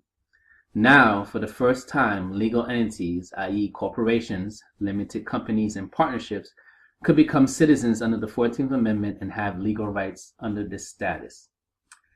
Denationalization, the act of stripping a national group of their nationality and political identity. An example of denationalization can be found in the 1947 Nuremberg trial of Ulrich Greffelt and others. During the proceedings, a reference was made to the war crime of denationalization, citing the policy of forcibly Germanizing some groups within the local population of occupied Poland. Among the groups so treated were Poles, Alsace-Lorrainers, and Slavons, as well as others deemed eligible for Germanization under German's People's List. Legal tender. Under the 14th Amendment, the validity of the public debt shall not be questioned. In 1862, during the Civil War, the issuance of paper greenbacks as legal tender and circulating medium of exchange occurred under our current monetary system. Under the pretext of the War Powers Act, Congress authorized the issuance of non-interest-bearing treasury notes and declared the bills of credit to be legal tender for all debts, public and private, with the exception of taxes on imports. The notes were deemed necessary to float the debt of the United States for the war effort. On June 3, 1864, Congress passed the National Currency Act, also termed the National Bank Act, to provide a national currency secured by a pledge of the United States bonds and to provide for the circulation and redemption thereof. This act recreated the central banking system as a national association, which later evolved into the current Federal Reserve banks. All private banknotes issued under authority of the act were issued and circulated the same as money, had to be redeemable at par value, 1-for-1 with the coin, and were declared to be tender for the payment of all debts, public and private, under Section 23. Pledging or hypothecating any of these notes in circulation under this act was prohibited under Section 37. On December 23, 1913, Congress passed an act to provide for the establishment of Federal Reserve banks, to furnish an elastic currency, to afford a means of rediscounting commercial paper, to establish a more effective supervision of banking in the United States, and for other purposes. The act is commonly known as the Federal Reserve Act. Some of the purposes for enacting the Federal Reserve Act were to: 1. Collect 94% of the net earnings of the Federal Reserve banks under pretense of a franchise tax under Section 7. Legalize and extend a float on the debts by reducing the backing or reserve requirements to 40% of the notes in circulation and transaction accounts under Section 11. Authorize hypothecation of obligations including United States bonds or other securities which the Federal Reserve banks are authorized to hold under Section 14A, and establish branches in foreign countries or dependencies of the United States for the furtherance of foreign commerce of the United States under Section 25. It is important to understand the term hypothecation as stated in Section 14A of the Act. Under banking, offer of stocks, bonds, or other assets owned by a party other than the borrower as collateral for a loan without transferring title. If the borrower turns the property over to the lender who holds it for safekeeping, the action is referred to as a pledge. If the borrower retains possession but gives the lender the right to sell the property in the event of default, it is a true hypothecation. Securities. The pledging of negotiable securities to collateralize a broker's margin loan. If the broker pledges the same securities to a blank as collateral for a broker's loan, the process is referred to rehypothecation. Dictionary of Banking Terms, Fitch, page 228, 1997. Section 16 of the Federal Reserve Act, which is codified at 12 U.S.C. 411, declares that Federal Reserve notes are obligations of the United States. The full faith and credit of the United States was thereby hypothecated and rehypothecated to the lending institutions for the issuance and emission of bills of credit as legal tender for all taxes, customs, and other public dues. The paper in circulation and transactions accounts could then be inflated 60% and the purchasing power depreciated and reduced by an equivalent amount. The final nail in the coffin of lawful money in the United States was with the passage of 192nd House Joint Resolution, HJR 192, Public Law 7310 in 1933. This resolution made it against public policy to require payments in gold or a particular kind of coin or currency or in any amount in money of the United States. Now that all lawful money has been removed from circulation, there can be no payment of debts, only novation and or discharge. Novation is the act of substituting a new obligation for an old debt that replaces an original party with a new party. Every time someone pays for something with a Federal Reserve note, they have essentially created a novation, and that debt is transferred to an obligation backed by the full faith and credit of the United States. Discharge is any method by which a legal duty is extinguished by any of the following means: the payment of a debt or satisfaction of some other obligation, the release of a debtor from monetary obligations upon adjudication of bankruptcy, the dismissal of a case, and the canceling or vacating of a court order, and the release of a prisoner from confinement. The 16th Amendment to the United States Constitution allows Congress to levy an income tax without apportioning it among the states or basing it on the United States Census. This amendment exempted income taxes from the constitutional requirements regarding direct taxes after income taxes on rents, dividends, and interest were ruled to be direct taxes in the court case Pollock versus Farmers Loan and Trust Company, 1895. The amendment was adopted on February 3, 1913. The Congress shall have the power to lay and collect taxes on incomes from whatever source derived without apportionment among the several states and without regard to any census or enumeration. In Pollock versus Farmers Loan and Trust Company, the U.S. Supreme Court declared certain taxes on incomes, such as those on property under the 1894 Act, to be unconstitutionally unapportioned direct taxes. The court reasoned that a tax on income from property should be treated as a tax on property by reason of its ownership, and so should be required to be apportioned. The reason was that taxes on rents from land, the dividends from stocks, and so forth burden the property, generating the income in the same way that a tax on property by reason of its ownership burdened that property. After Pollock, while income taxes on wages as indirect taxes were still not required to be apportioned by population, taxes on interest, dividends, and rental income was required to be apportioned by population. The Pollock ruling made the source of the income, ergo property versus labor, etc., relevant in determining whether the tax imposed on that income was deemed to be direct, and thus required to be apportioned among the states according to population, or alternatively indirect, and thus required only to be imposed with geographical uniformity. Dissenting in Pollock, Justice John Marshall Holland stated, "When therefore this court adjudges, as it does now adjudge, that Congress cannot impose a duty or tax upon personal property or upon income arising either from rents of real estate or from personal property, including invested personal property, bonds, stocks, and investments of all kinds, except by apportioning the sum to be so raised among the states according to population, it practically decides that without an amendment of the Constitution, 2/3 of the House of Congress and 3/4 of the states concurring, such property and incomes can never be made to contribute to the support of the national government." Members of Congress responded to Pollock by expressing widespread concern that many of the wealthiest Americans has consolidated too much economic power. The United States Revenue Act of 1913, also known as the Tariff Act, Underwood Tariff, Underwood Act, Underwood Tariff Act, or Underwood-Simmons Act, Chapter 16, 38 Statutes at Large, 114, October 3rd, 1913, reimposed the federal income tax following the ratification of the 16th Amendment and lowered basic tariff rates from 40% to 25%, well below the Payne-Aldrich Tariff Act of 1909. The act also provided for the reinstitution of federal income tax as a means to compensate for anticipated lost revenue because of the reduction of tariff duties. The most recent effort to tax incomes, the Wilson-Gorman tariff of 1894, had been declared unconstitutional by the Supreme Court because the tax on dividends, entrance, and rents had been deemed to be a direct tax not apportioned by population. That obstacle, however, was removed by ratification of the 16th Amendment on February 3rd, 1913.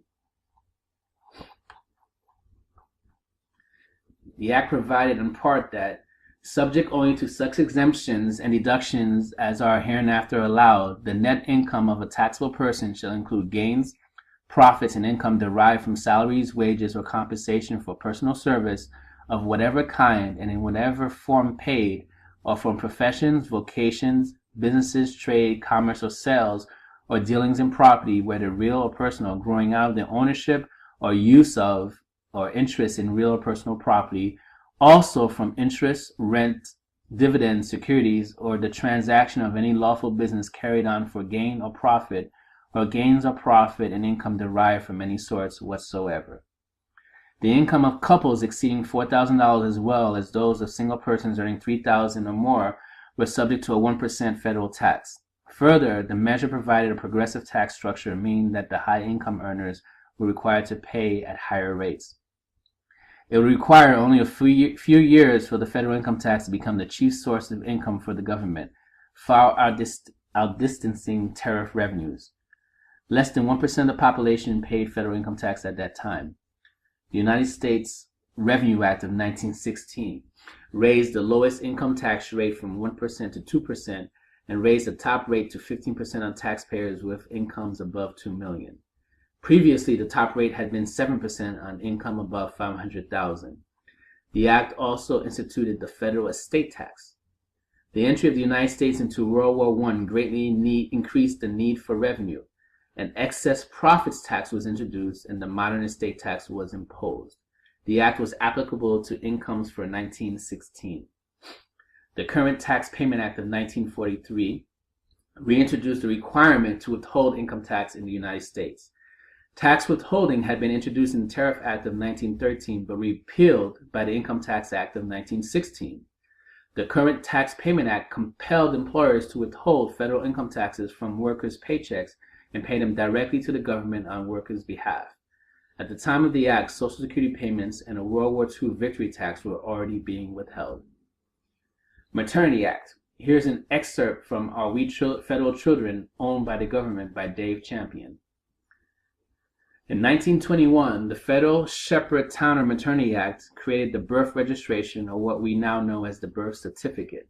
It was known as the Maternity Act and was sold to the American people as a law that would reduce maternal and infant mortality, protect the health of mothers and infants, and for other purposes. One of these other purposes provided for the establishment of a federal bureau designed to cooperate with state agencies in the overseeing of its operation and expenditures. What it really did was create a federal birth registry which exists today, creating federal children.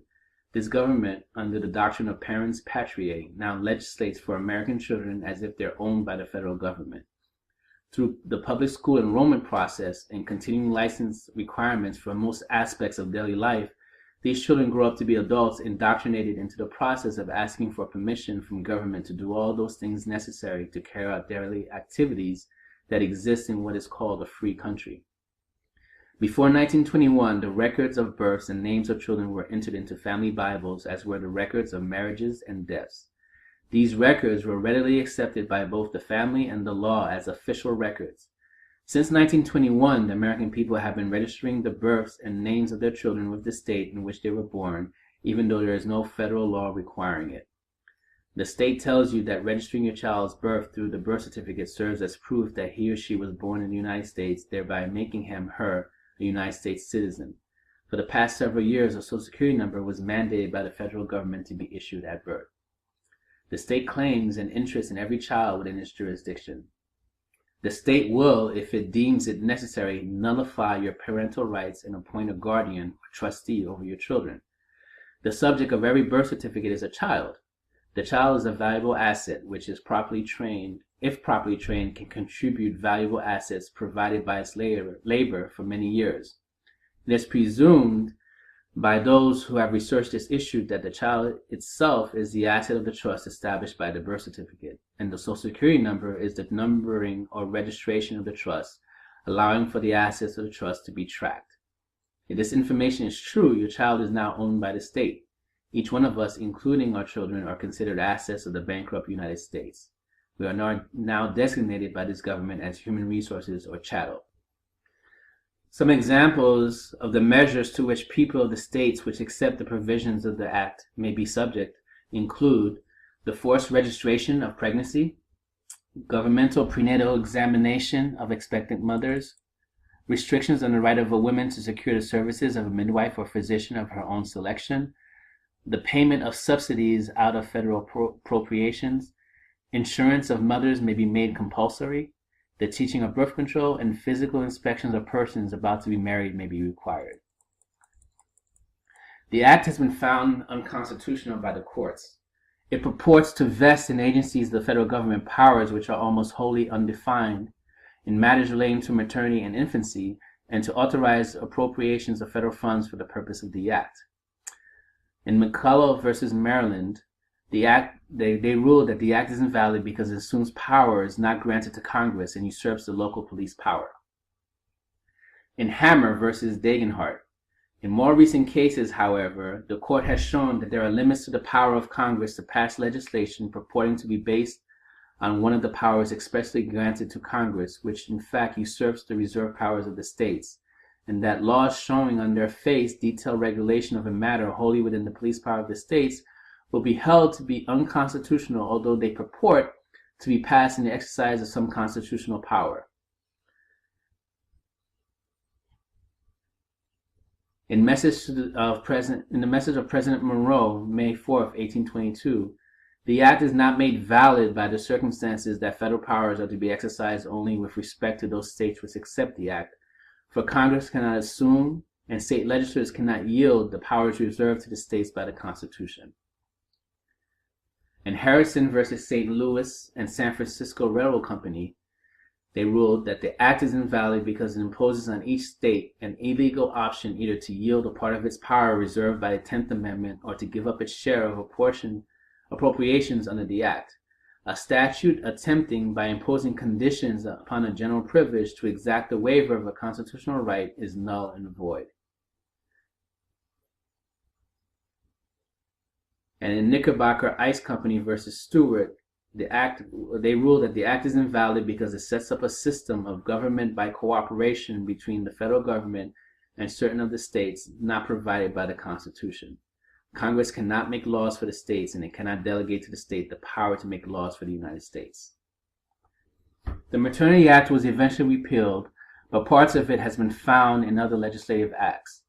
What this act attempted to do was set up government by appointment, run by bureaucrats, with re-delegated authority to tax, which in itself is unconstitutional.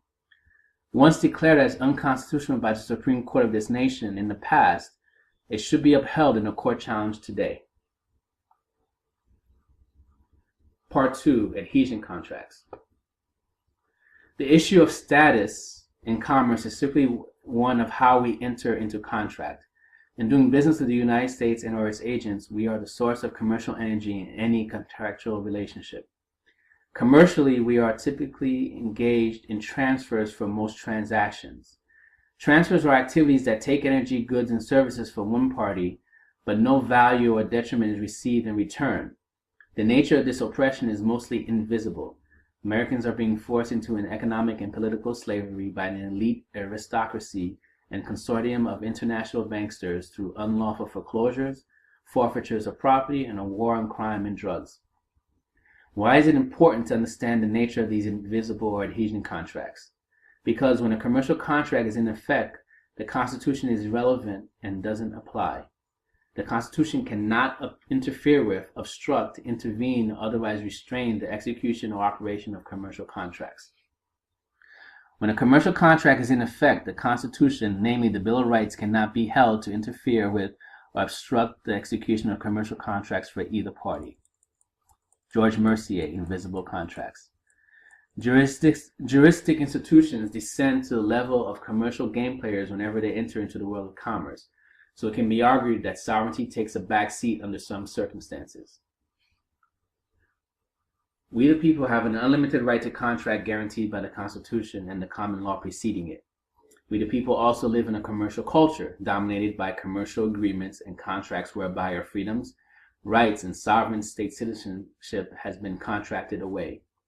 Every time you sign your name on a form, you are entering a commercial agreement that can bind you to perform as specified. Some of these contracts may be harmless, ergo renting a video, yet others may bind us in ways we do not fully comprehend, ergo long-distance phone companies bind you to the law of the District of Columbia. These are called adhesion contracts. Contracts must be voluntary in nature and fully disclosed to be enforceable. The parties must also be able to perform. Adhesion contract. A contract so heavily restrictive of one party, ergo U.S. citizen, while non-restrictive to the other, ergo the government corporation, that doubts arise as to the voluntary nature of the contract. Take it or leave it basis, weaker party has no realistic choice as to its terms. Did you realize that when you completed and signed the Form 1040 tax return, you volunteered into the jurisdiction of the federal United States government, admitted being a corporate person and federal government employee, agreed to abide by all the rules and regulations of the Internal Revenue Code, and therefore became subject to the state and federal income tax?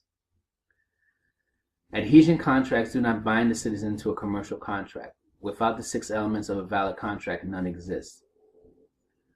Public Law number 95-147, 91 Statutes at Large, 1227, October 28, 1977.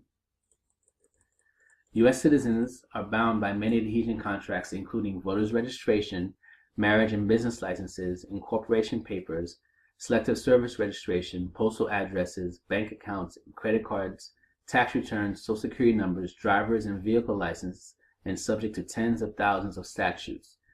Here are a few examples of the hidden nature of these contracts and how they impact your freedom and life.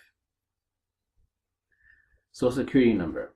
The completion of the SS5 application requesting an SSN creates a taxable franchise clothed with multiple layers of jurisdiction benefits. Therefore, SSN holders enter into a commercial setting, thus any enrichment and or gain is taxable. Voters registration. This is an unrevealed private contract obligating the voter or resident to pay municipal, county, and state bonds via the property tax, i.e. trustee fees, and a state income tax. Voters have also unknowingly given their power of attorney to the state. Electors are not bound to a contract or a political party. Electors are sovereign state citizens with allodial property in any state. Marriage license. This is an unrevealed private contract of the state who is a legal third party to your marriage, wherein they have control over the product, i.e. children, or the disbursement of community property via divorce. The state gets the power to take away your children if they deem it necessary for any reason. Do you want the government in your bed telling you how to raise your children? The doctrine of parens patria gives the state supremacy over parental rights. Business licenses. This negates your common law right to work in the profession and skill of your choice or talent. Do you need permission from the government to go to the bathroom as well? Free yourself from permission to contract when you have the unalienable right to contract. Incorporation. Your for-profit or non-profit business with limited liability for the payment of debt is a benefit from the government which costs the private individual 100% ownership and control over the corporation. Corporations are creations of and chartered by the state. When you are incorporating, you are now working for a government-protected enterprise and subject to all the rules and regulations thereof. When the church is incorporated, they lost not only their sovereignty and independence, but their First Amendment rights to freedom of religion as well. Don't make the same mistake. Consider other legal structures that preserve common law rights. Non-profit corporations. Non-profits are owned and controlled by the IRS and its foreign principals and creditors. If you're working in the non-profit sector, the Federal Reserve and its principal creditors are your bosses. They don't give grants and funding away without receiving control over the agendas of these organizations, some of which can be well-meaning. Selective service. Registration is for U.S. citizens only.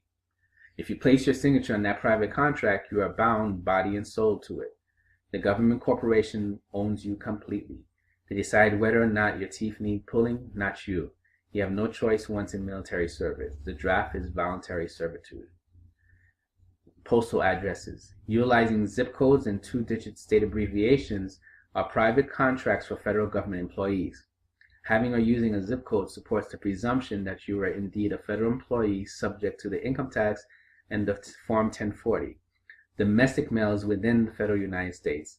Non-domestic is without the federal United States, between the sovereign state citizens and the state. Bank accounts. This is one of the most insidious. Commercial contracts with banks are interstate merchant and commercial instruments, and likewise are the individuals who experience profit and gain from any commercial contract they enter with a bank. Although bank accounts are not exclusive equity jurisdiction attachments, they are conclusive evidence of the account holder's interest into interstate commerce. Unknowingly, when you open a checking account or receive a credit card, and signed your name on the bank signature card, you entered a contract with a bank, which is also under contract with the Federal Reserve System, who has in turn contracted the IRS to collect taxes.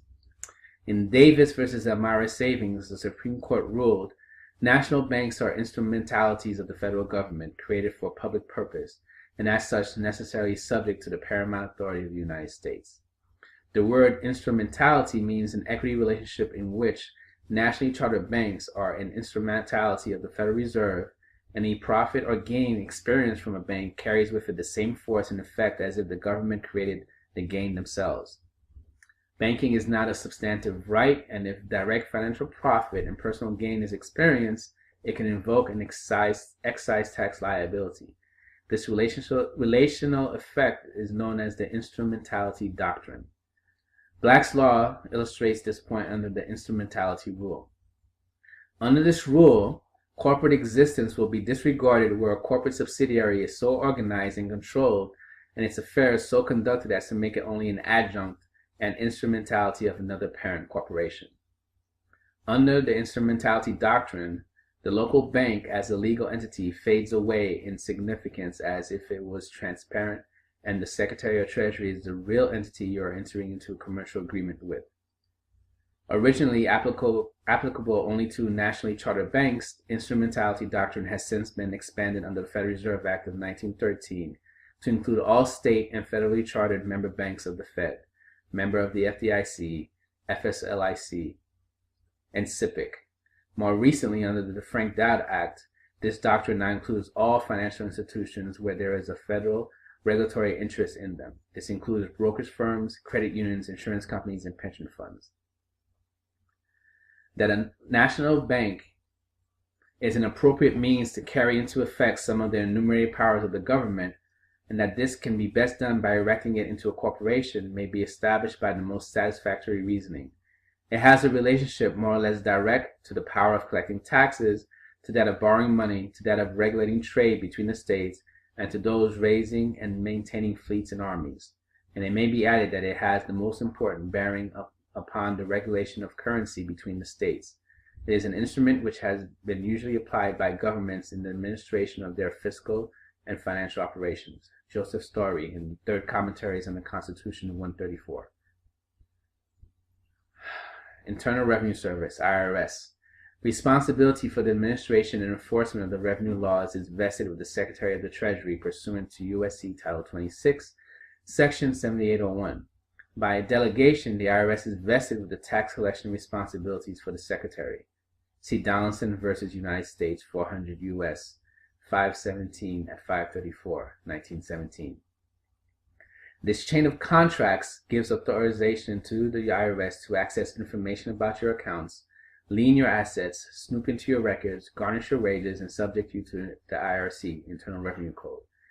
By not comprehending the power of contracts, you have unwittingly waived many of your rights by simply signing your bank signature card. We the people fall into this trap many times, creating a lengthy paper trail of presumptive evidence through these adhesion contracts, which are used to establish jurisdiction and to establish facts that can and will be used against us in a court of equity or admiralty. Presumption, an inference in favor of a particular fact, a rule of law by which finding of a basic fact gives rise to existence of presumed fact until that presumption is rebutted. There are many other adhesion contracts besides the one discussed above. An adhesion contract is one in which the state legislature or the Congress of the Federal United States government was acting as your agent or legal representative to bind you to their contract. 4 types of adhesion contracts have attached themselves unknowingly and often unwillingly. Interest, tax, statutes, and treaties. As an American sovereign state citizen, the Constitution offers no protection once you voluntarily entered into contract, having waiving your rights in exchange for any government privileges or benefits. A U.S. citizen is presumed bound to these adhesion contracts. They are as valid as if you signed each one yourself. Only a sovereign state citizen is not presumed bound to these adhesion contracts. Adhesion contracts entered unknowingly, unwillingly, or unintentionally can be nullified by declaration in the form of an affidavit, which is part of our SPC or redemption process. A U.S. citizen may rescind or revoke any adhesion contract they've entered into unknowingly and unwillingly to clear their name of all legal disabilities and become sui juris, free man or woman. A U.S. citizen may also argue that the signature on the contract never existed because there was not full disclosure. Rescind, to abrogate, annul, avoid, or cancel a contract, nullify a contract by the act of a party. Revoke, to recall authority or power previously conferred, to annul an act by calling or taking it back. Once you can determine your citizenship, the government may presume to know who you are, but they cannot tell you who you are. To be a sovereign state citizen, you must eliminate all presumptions that you've entered into contracts that bind your performance to them. State courts were federalized in 1982 under equity, amity, maritime jurisdiction, thus have no general jurisdiction unless there are unrebutted international adhesion contracts still in force over a sovereign state citizen. Sovereign state citizens must be tried in a federal court under the diversity of citizenship jurisdiction. You have the right to see any and all contracts. You have the right to get information the government may have about you through the Freedom of Information and Privacy Act request. You have the right of discovery in a court proceeding. All contracts must be entered into knowingly, willingly, and voluntarily to be enforceable in any jurisdiction. Be careful when signing your name and enter into contracts unseen. Your name is your property, just like your fingerprint. Your name is also your power of attorney, providing you haven't given it to someone else to legally act on your behalf. Henceforth, whenever signing your name, read the fine print. Ask for the hidden contracts and always add a citation from the Uniform Commercial Code under your signature. Example, UCC 1-308. Contracts we enter into today overrule and extinguish contracts entered into a previous era. The principle of law that this is based on is called the merger doctrine. Prior oral negotiations are nullified as those negotiations merged into confluence of a written contract. See Price versus Block. Part 3, Jurisdiction. The fact that under the Organic Act of 1871, the U.S. has been organized and operating as a municipal corporation and partnering with private corporations and trading companies, it loses its sovereign immunity and descends to the level of a mere corporation. This applies to all state franchises that have incorporated as federal enclaves and issued general obligation bonds and trading in trade receivables and payables through the Court Registry Investment System, or CRIS. The Clearfield Doctrine is stare decisis upon all courts and imposes that an entity cannot compel performance upon its corporate rules unless it, like any other corporation, is the holder in due course of some contract or commercial agreement between it and the one in whom it demands for the performance are made, and is willing to produce said document and to place the same into evidence before trying to enforce its demands. Governments descend to the level of a mere private corporation and take on the characteristics of a mere private citizen, where private corporate commercial paper, i.e. Federal Reserve notes and securities, are concerned. For purposes of suit, such corporations and individuals are regarded as entities entirely separated from government. See Clearfield Trust Company versus United States, 1942. Due to the securitization of all debts, the Department of Treasury, DOT, becomes a secondary obligor on all notes, bills, and bonds attached to the original promissory note. The information is then communicated to the Bureau of Public Debt that keeps a daily account of the national debt. So-called lenders can go to the DOT to demand payment for uncollected debts to repay their creditors. The DOT uses your signature on the promissory notes as an asset to issue debt instruments to prepay their expenses. Once one is able to uncover the fraud and deception that is occurring, one can use one or more of the 10 real defenses to discharge the obligation. The juristic person, or the straw man, was registered upon the application for one's birth certificate and has been declared insolvent and is being administered under involuntary receivership. The only way to free yourself as surety for these debts and obligations is through redemption SPC process and enact a bankruptcy proceeding for the straw man in U.S. Bankruptcy Court to get complete discharge of any and all debts. All states have adopted provisions of UCC Article 3, Section 305A of the Uniform Commercial Code, whose provisions deal with insolvency proceedings. An authenticated discharge from a federal bankruptcy judge must be honored by all states by operation of law. Congress have abrogated the state's sovereign immunity in bankruptcy proceedings. See Hood versus Tennessee Student Assistance Corporation. States, whether or not they choose to participate in the proceeding, are bound by a bankruptcy court's discharge order no less than other creditors. See New York versus Irving Trust Company, 288 U.S. 329. In adopting the bankruptcy clause, Congress was able to enforce discharge orders. There was also a provision granting federal courts the authority to release debtors from state prisons. States agreed in the plan of the convention not to assert any sovereign immunity defense they might have had in proceedings brought pursuant to the laws on the subject of bankruptcies. Blatchford, 501 U.S. at 779. Color of law. The Constitution and the Bill of Rights are still the supreme law of the land. Although many people pay lip service to the state and federal constitutions, many more Americans have never read it, and the government officials have pledged superficial allegiance while routinely violating its principles and intent. 42 U.S.C. Civil action for deprivation of rights. Every person who, under the color of any statute, ordinance, regulation, custom, or usage of any state or territory or the District of Columbia subjects or causes to be subjected any citizen of the United States or other person within the jurisdiction thereof to the deprivation of any rights, privileges, or immunities secured by the Constitution and laws shall be liable to the party injured in any action at law, suit, inequity, or other proper proceeding for redress. For the purposes of this section, any act of Congress applicable exclusively to the District of Columbia shall be considered to be a statute of the District of Columbia. All acts of the state legislature and the U.S. Congress must be consistent with and derived from the Constitution for the United States of America. A colorable law or statute appears to be law, acts like a law, but ultimately does not have the authority of law. Many statutes, administrative laws, and rules and regulations present the appearance of a legal right, but are without lawful substance.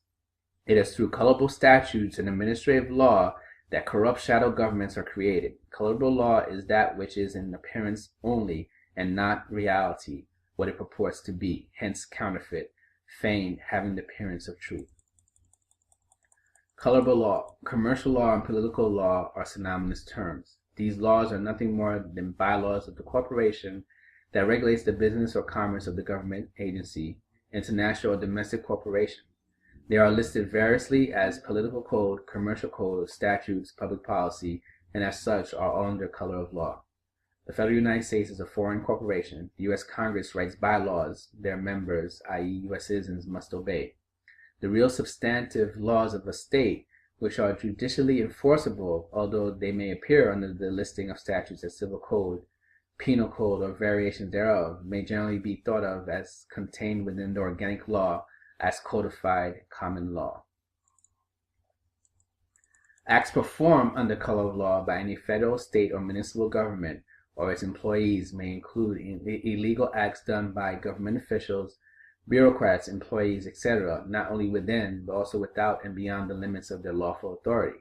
These acts are illegal, so when an official steps outside the bounds of the lawful authority, they become personally liable for the offense, as would any private citizen. The appearance or semblance without the substance of legal right, misuse of power possessed by virtue of state law, and made possible only because the wrongdoer is clothed with the authority of state, is action taken under the color of state law. 42 U.S.C. Any government official, employee, or agent of the corporate government, police officer, county sheriff, judge, magistrate, attorney, congressman, senator, bureaucrat, IRS agent, federal agent, employer, including the President of the United States, who conspires to deprive a sovereign state citizen of any right or privilege secured by the respective state constitutions, federal constitution, and Bill of Rights, or acts improperly under the color of law, is subject to criminal prosecution in both their individual and official capacity. The sovereign state citizen has powerful, lawful tools to protect one's unalienable rights and make all government accountable to the Constitution and the law of the land. A thorough understanding of the law and how the legal system actually works is required to defend one's rights against the intrusions of government. Public officials are not immune from suit when they transcend their lawful authority by invading constitutional rights. See AFL-CIO versus Woodward. 18 U.S.C. Conspiracy against rights of citizens.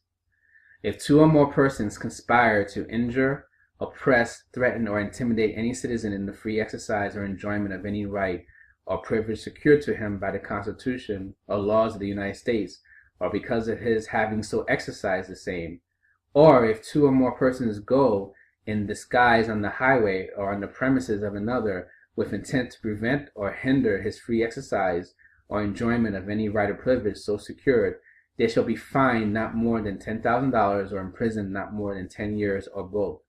And if death results, they shall be subject to imprisonment for any term of years or for life. 18 U.S.C. Deprivation of rights under color of law. Whoever, under color of any law, statute, ordinance, regulation, or custom, willfully subjects any inhabitant of any state, territory, or district to the deprivation of any rights, privileges, or immunities secured or protected by the constitutions or laws of the United States, or to different punishments, pains, or penalties on account of such inhabitant being an alien, or by reason of his color or race, than are prescribed for the punishment of citizens, shall be fined not more than $1,000 or imprisoned not more than 1 year or both. And if death results, shall be subject to imprisonment for any term of years or for life. There is no risk of criminal prosecution when one in good faith challenges an agency. Casey versus FTSCA. Uniform Commercial Code is colorable law, and is not law, but gives the appearance of law and is upheld by the courts as law. This colorable law is known only to judges and licensed attorneys, although it was designed to protect the common people from unscrupulous merchants and bankers. Recent statutes have been passed which allow the government to seize and sell immediately the real and personal property and private papers of accused drug dealers before the cases even go to trial. Even more shocking is that now these laws are now being used in other cases where the government feels the need to inflict immediate and disabling hardship on the defendant in order to keep him or her from presenting a viable defense. Fortunately, these statutes have been declared unconstitutional by the Supreme Court. There is no liberty if the power of judging be not separated from the legislative and executive powers. No legislative act contrary to the Constitution could be valid. Alexander Hamilton. There are no longer any genuine Article III courts except those being formed by dedicated patriots throughout the U.S. The judges no longer have the powers and immunities of Article III judges, but have only ministerial powers in legislative tribunals as per Article I, or the territorial courts of Article IV. Article III courts were created by the Constitution and are legitimate courts of the land based on substance and law. The laws passed and the courts created under the exclusive legislative authority of Article I are not required to be consistent with the Bill of Rights or the common law. America is no longer a nation of laws, but of petty tyrants operating as bureaucratic tribunals, ergo construction contractors board, building and planning departments, licensing agencies, etc. A statutory jurisdiction has been in effect and created without constitutional authority. Justice and common law are not available unless you know how to invoke them. There's a bit of magic, a lot of study and preparation, and a waving of the magic wand of words and citations. As colorable law, the UCC is based on negotiable instruments, a medium of exchange not based on real substance, paper money, checks, credit, Federal Reserve notes, or other securities. The common law is based on substance, gold and silver, while Uniform Commercial Code is based on bankruptcy, FRNs. The Negotiable Instruments Act of 1938 has in effect bound all corporate entities of government together along with their franchises, i.e., U.S. citizens, in a vast system of commercial agreements. Everyone in this system is a statutory law merchant dealing in negotiable paper under limited liability for the payment of debts. This is what has dramatically altered our court system from one under the common law to a legislative, administrative, tribunal system of commercial, colorable law based on negotiable paper. This is how the U.S. citizens are held to the letter of every statute of federal, state, county, and municipal government unless they exercise the remedy provided within the UCC and through our redemption SPC process. All contracts since the New Deal and the federal bankruptcy of 1933 have been colorable contracts. Ever since America went off the gold standard in 1935 and declared FRNs as fiat currency or legal tender, we've been using the colorable consideration of FRNs instead of gold to negotiate these colorable contracts. The term colorable was changed to commercial, and an unconstitutional statutory jurisdiction was created in the courts to enforce these colorable contracts. This statutory jurisdiction is legislative rather than judicial in nature. Thus, the equity admiralty courts were merged with the common law courts to enforce these commercial agreements. This is obviously unconstitutional, as it dissolved the independent judiciary and created a jurisdiction not authorized by the Constitution. Without a legitimate payment of debts and contracts based on gold or silver, a system of colorable law was introduced that brings every American into a commercial contract with the corporate government monopoly, state socialism. Although our unalienable rights cannot be taken away from us, we may contract them away at will. All this has been accomplished by carefully orchestrated plans and practices of the Federal Reserve Bank and through the quiet introduction and implementation of the Uniform Commercial Code in all 48 corporate states in U.S. possession.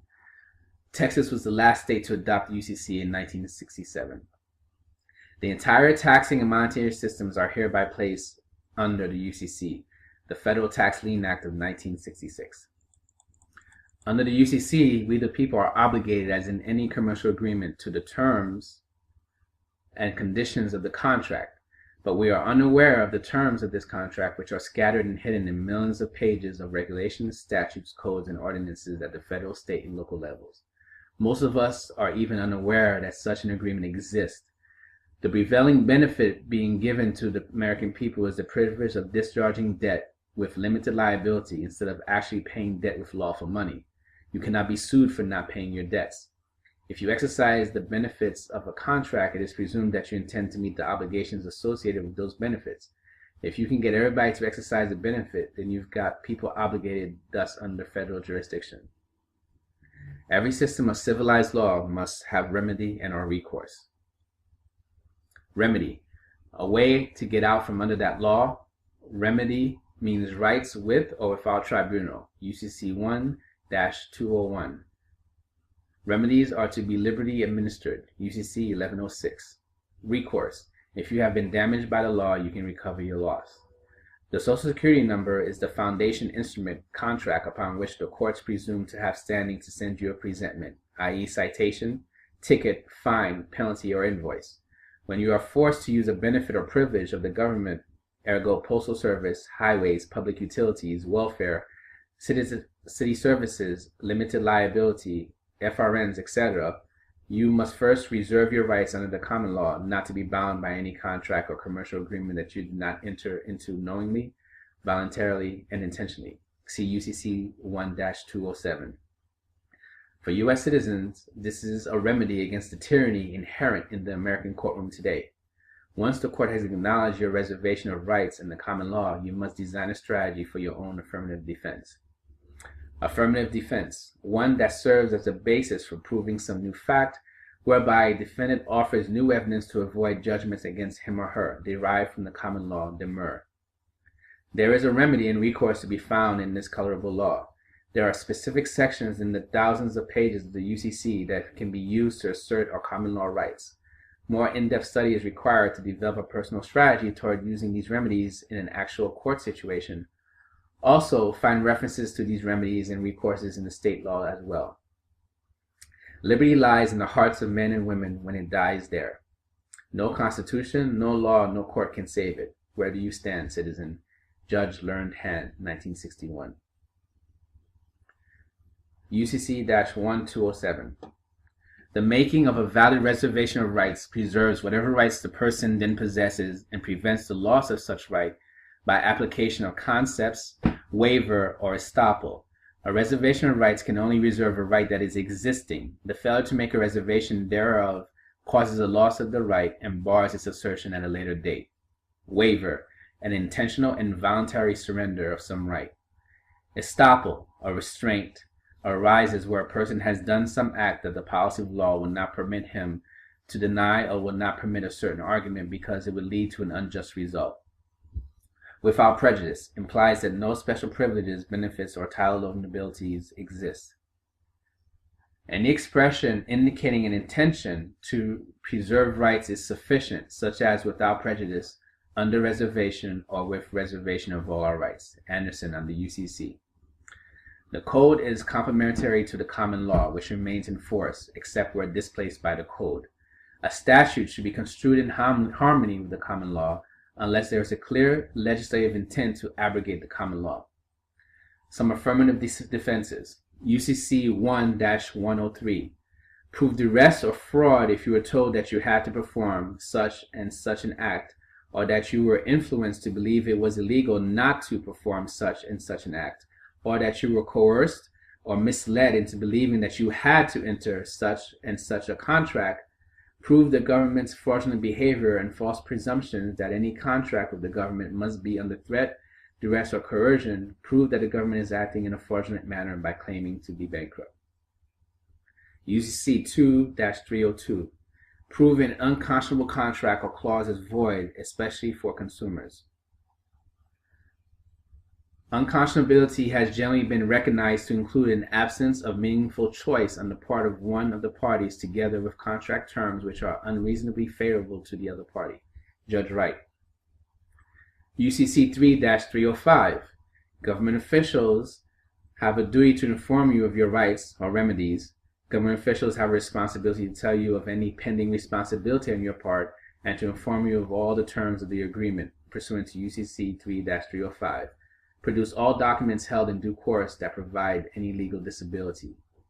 So if you refuse to participate in the bankruptcy actions of the federal United States government, liability discharges, presentment denied or refuted, pursuant to UCC 3-305. Presentment, a written accusation of the crime by a grand jury under the common law, an international admiralty maritime contract, notice of deficiency, traffic ticket, bill, or adhesion contract. UCC 3-401. No one is liable on an instrument unless and until he or she has signed it. UCC 3-403. You have a right to be told who the principal is. UCC 3-505. Insist on a presentment, notice of deficiency or contract without dishonor and refuse for good cause. Demand to see the original international contract or presentment with the federal government, evidence that I am on a federal U.S. citizen, a federal employee operating a vehicle for commercial purposes, etc. Do not admit to the contract. Demand they produce the signed authorization. Presentments must be duly made based on proper foundation, recorded, perfected, negotiable instrument. UCC 3-505. Counter demands by a party to whom presentment is made. The party to whom presentment is made may, without dishonor, require exhibition of the instrument that created the liability, reasonable identification of the person making presentment and evidence of his authority to make it if made for another, and that the instrument be produced for acceptance or payment at a place specified in it, or if there be none, at any place reasonable in the circumstances, and if signed, receipt of the instrument for any partial or full payment and its surrender on full payment. 2. Failure to comply with any such requirements invalidates the presentment, voids it, but the person presenting has reasonable time in which to comply, and the time for acceptance or payment runs from the time of compliance. UCC 3-505. The presenter or his authorized agent may treat the presentment as dishonored if the person to whom presentment is made makes counter demands which are not authorized by UCC 3-505, or places unreasonable conditions on demands authorized by that section. If counter demands are proper, the presenter must comply with them, and the code gives a reasonable time in which to respond. Correspondingly, until there is such compliance, there is not further duty upon the other person to whom presentment is made, and the time for acceptance or payment runs from the time of compliance. UCC 3-601. Discharge any presumed liability if you've been given or find no remedy or recourse. UCC 3-608. Revoking your agreement in colorable law. UCC 2-609. Demand assurance and due performance as it relates to promises made. Demand assurance before entering into a contract that the purchasing power of FRNs will be as good at the end of the contract as the ones you pay in the beginning. Obviously, they cannot guarantee that. Did they refuse or did you? A no interest contract is void and unenforceable.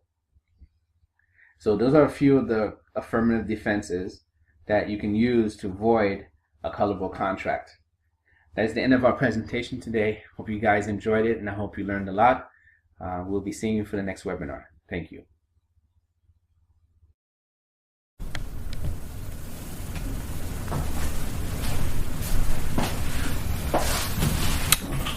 Okay, everybody. I truly hope that you got something out of what we brought to the table this afternoon. And keep in mind, this is part 4. We are coming back with part 5. We got a lot of stuff to cover when it comes to this kind of stuff. We got to deal with your bonds. We got to deal with your right to travel. We got to all of this stuff. There's a ton of stuff that you have to deal with. We got to deal with the banks. We got to deal with the foreclosure. Your affidavits, all of this stuff we are bringing to the table to let you know what we have to offer and what we stand behind and the things that we use to assist people across the United States and other parts of the world. Okay? But anyway, don't forget www.newdataelimination.com or www.tarhakadataelimination.org. Y'all stay tuned for part 5, and we'll be getting out to you as fast as we can. The number to reach me is area code 904-303-9061. That's 904-303-9061. We're available to communicate from 9 a.m. Eastern Standard Time all the way up to 6:45 p.m. Eastern Standard Time. We're doing that 7 days a week. Now, you know we do an online radio broadcast. Me and Dr. Walter Williams, and later on we'll be bringing in other guests. So if we live on the air, we can't, I can't do two things at one time. But anyway, hope you got something out of this. Hope you took some good notes. Read over it. Look over this video over and over and over. Make sure you go back, catch part 2, 3, 2, and 1 that we did a few years back. I'm Tarhaka. Y'all have a nice day.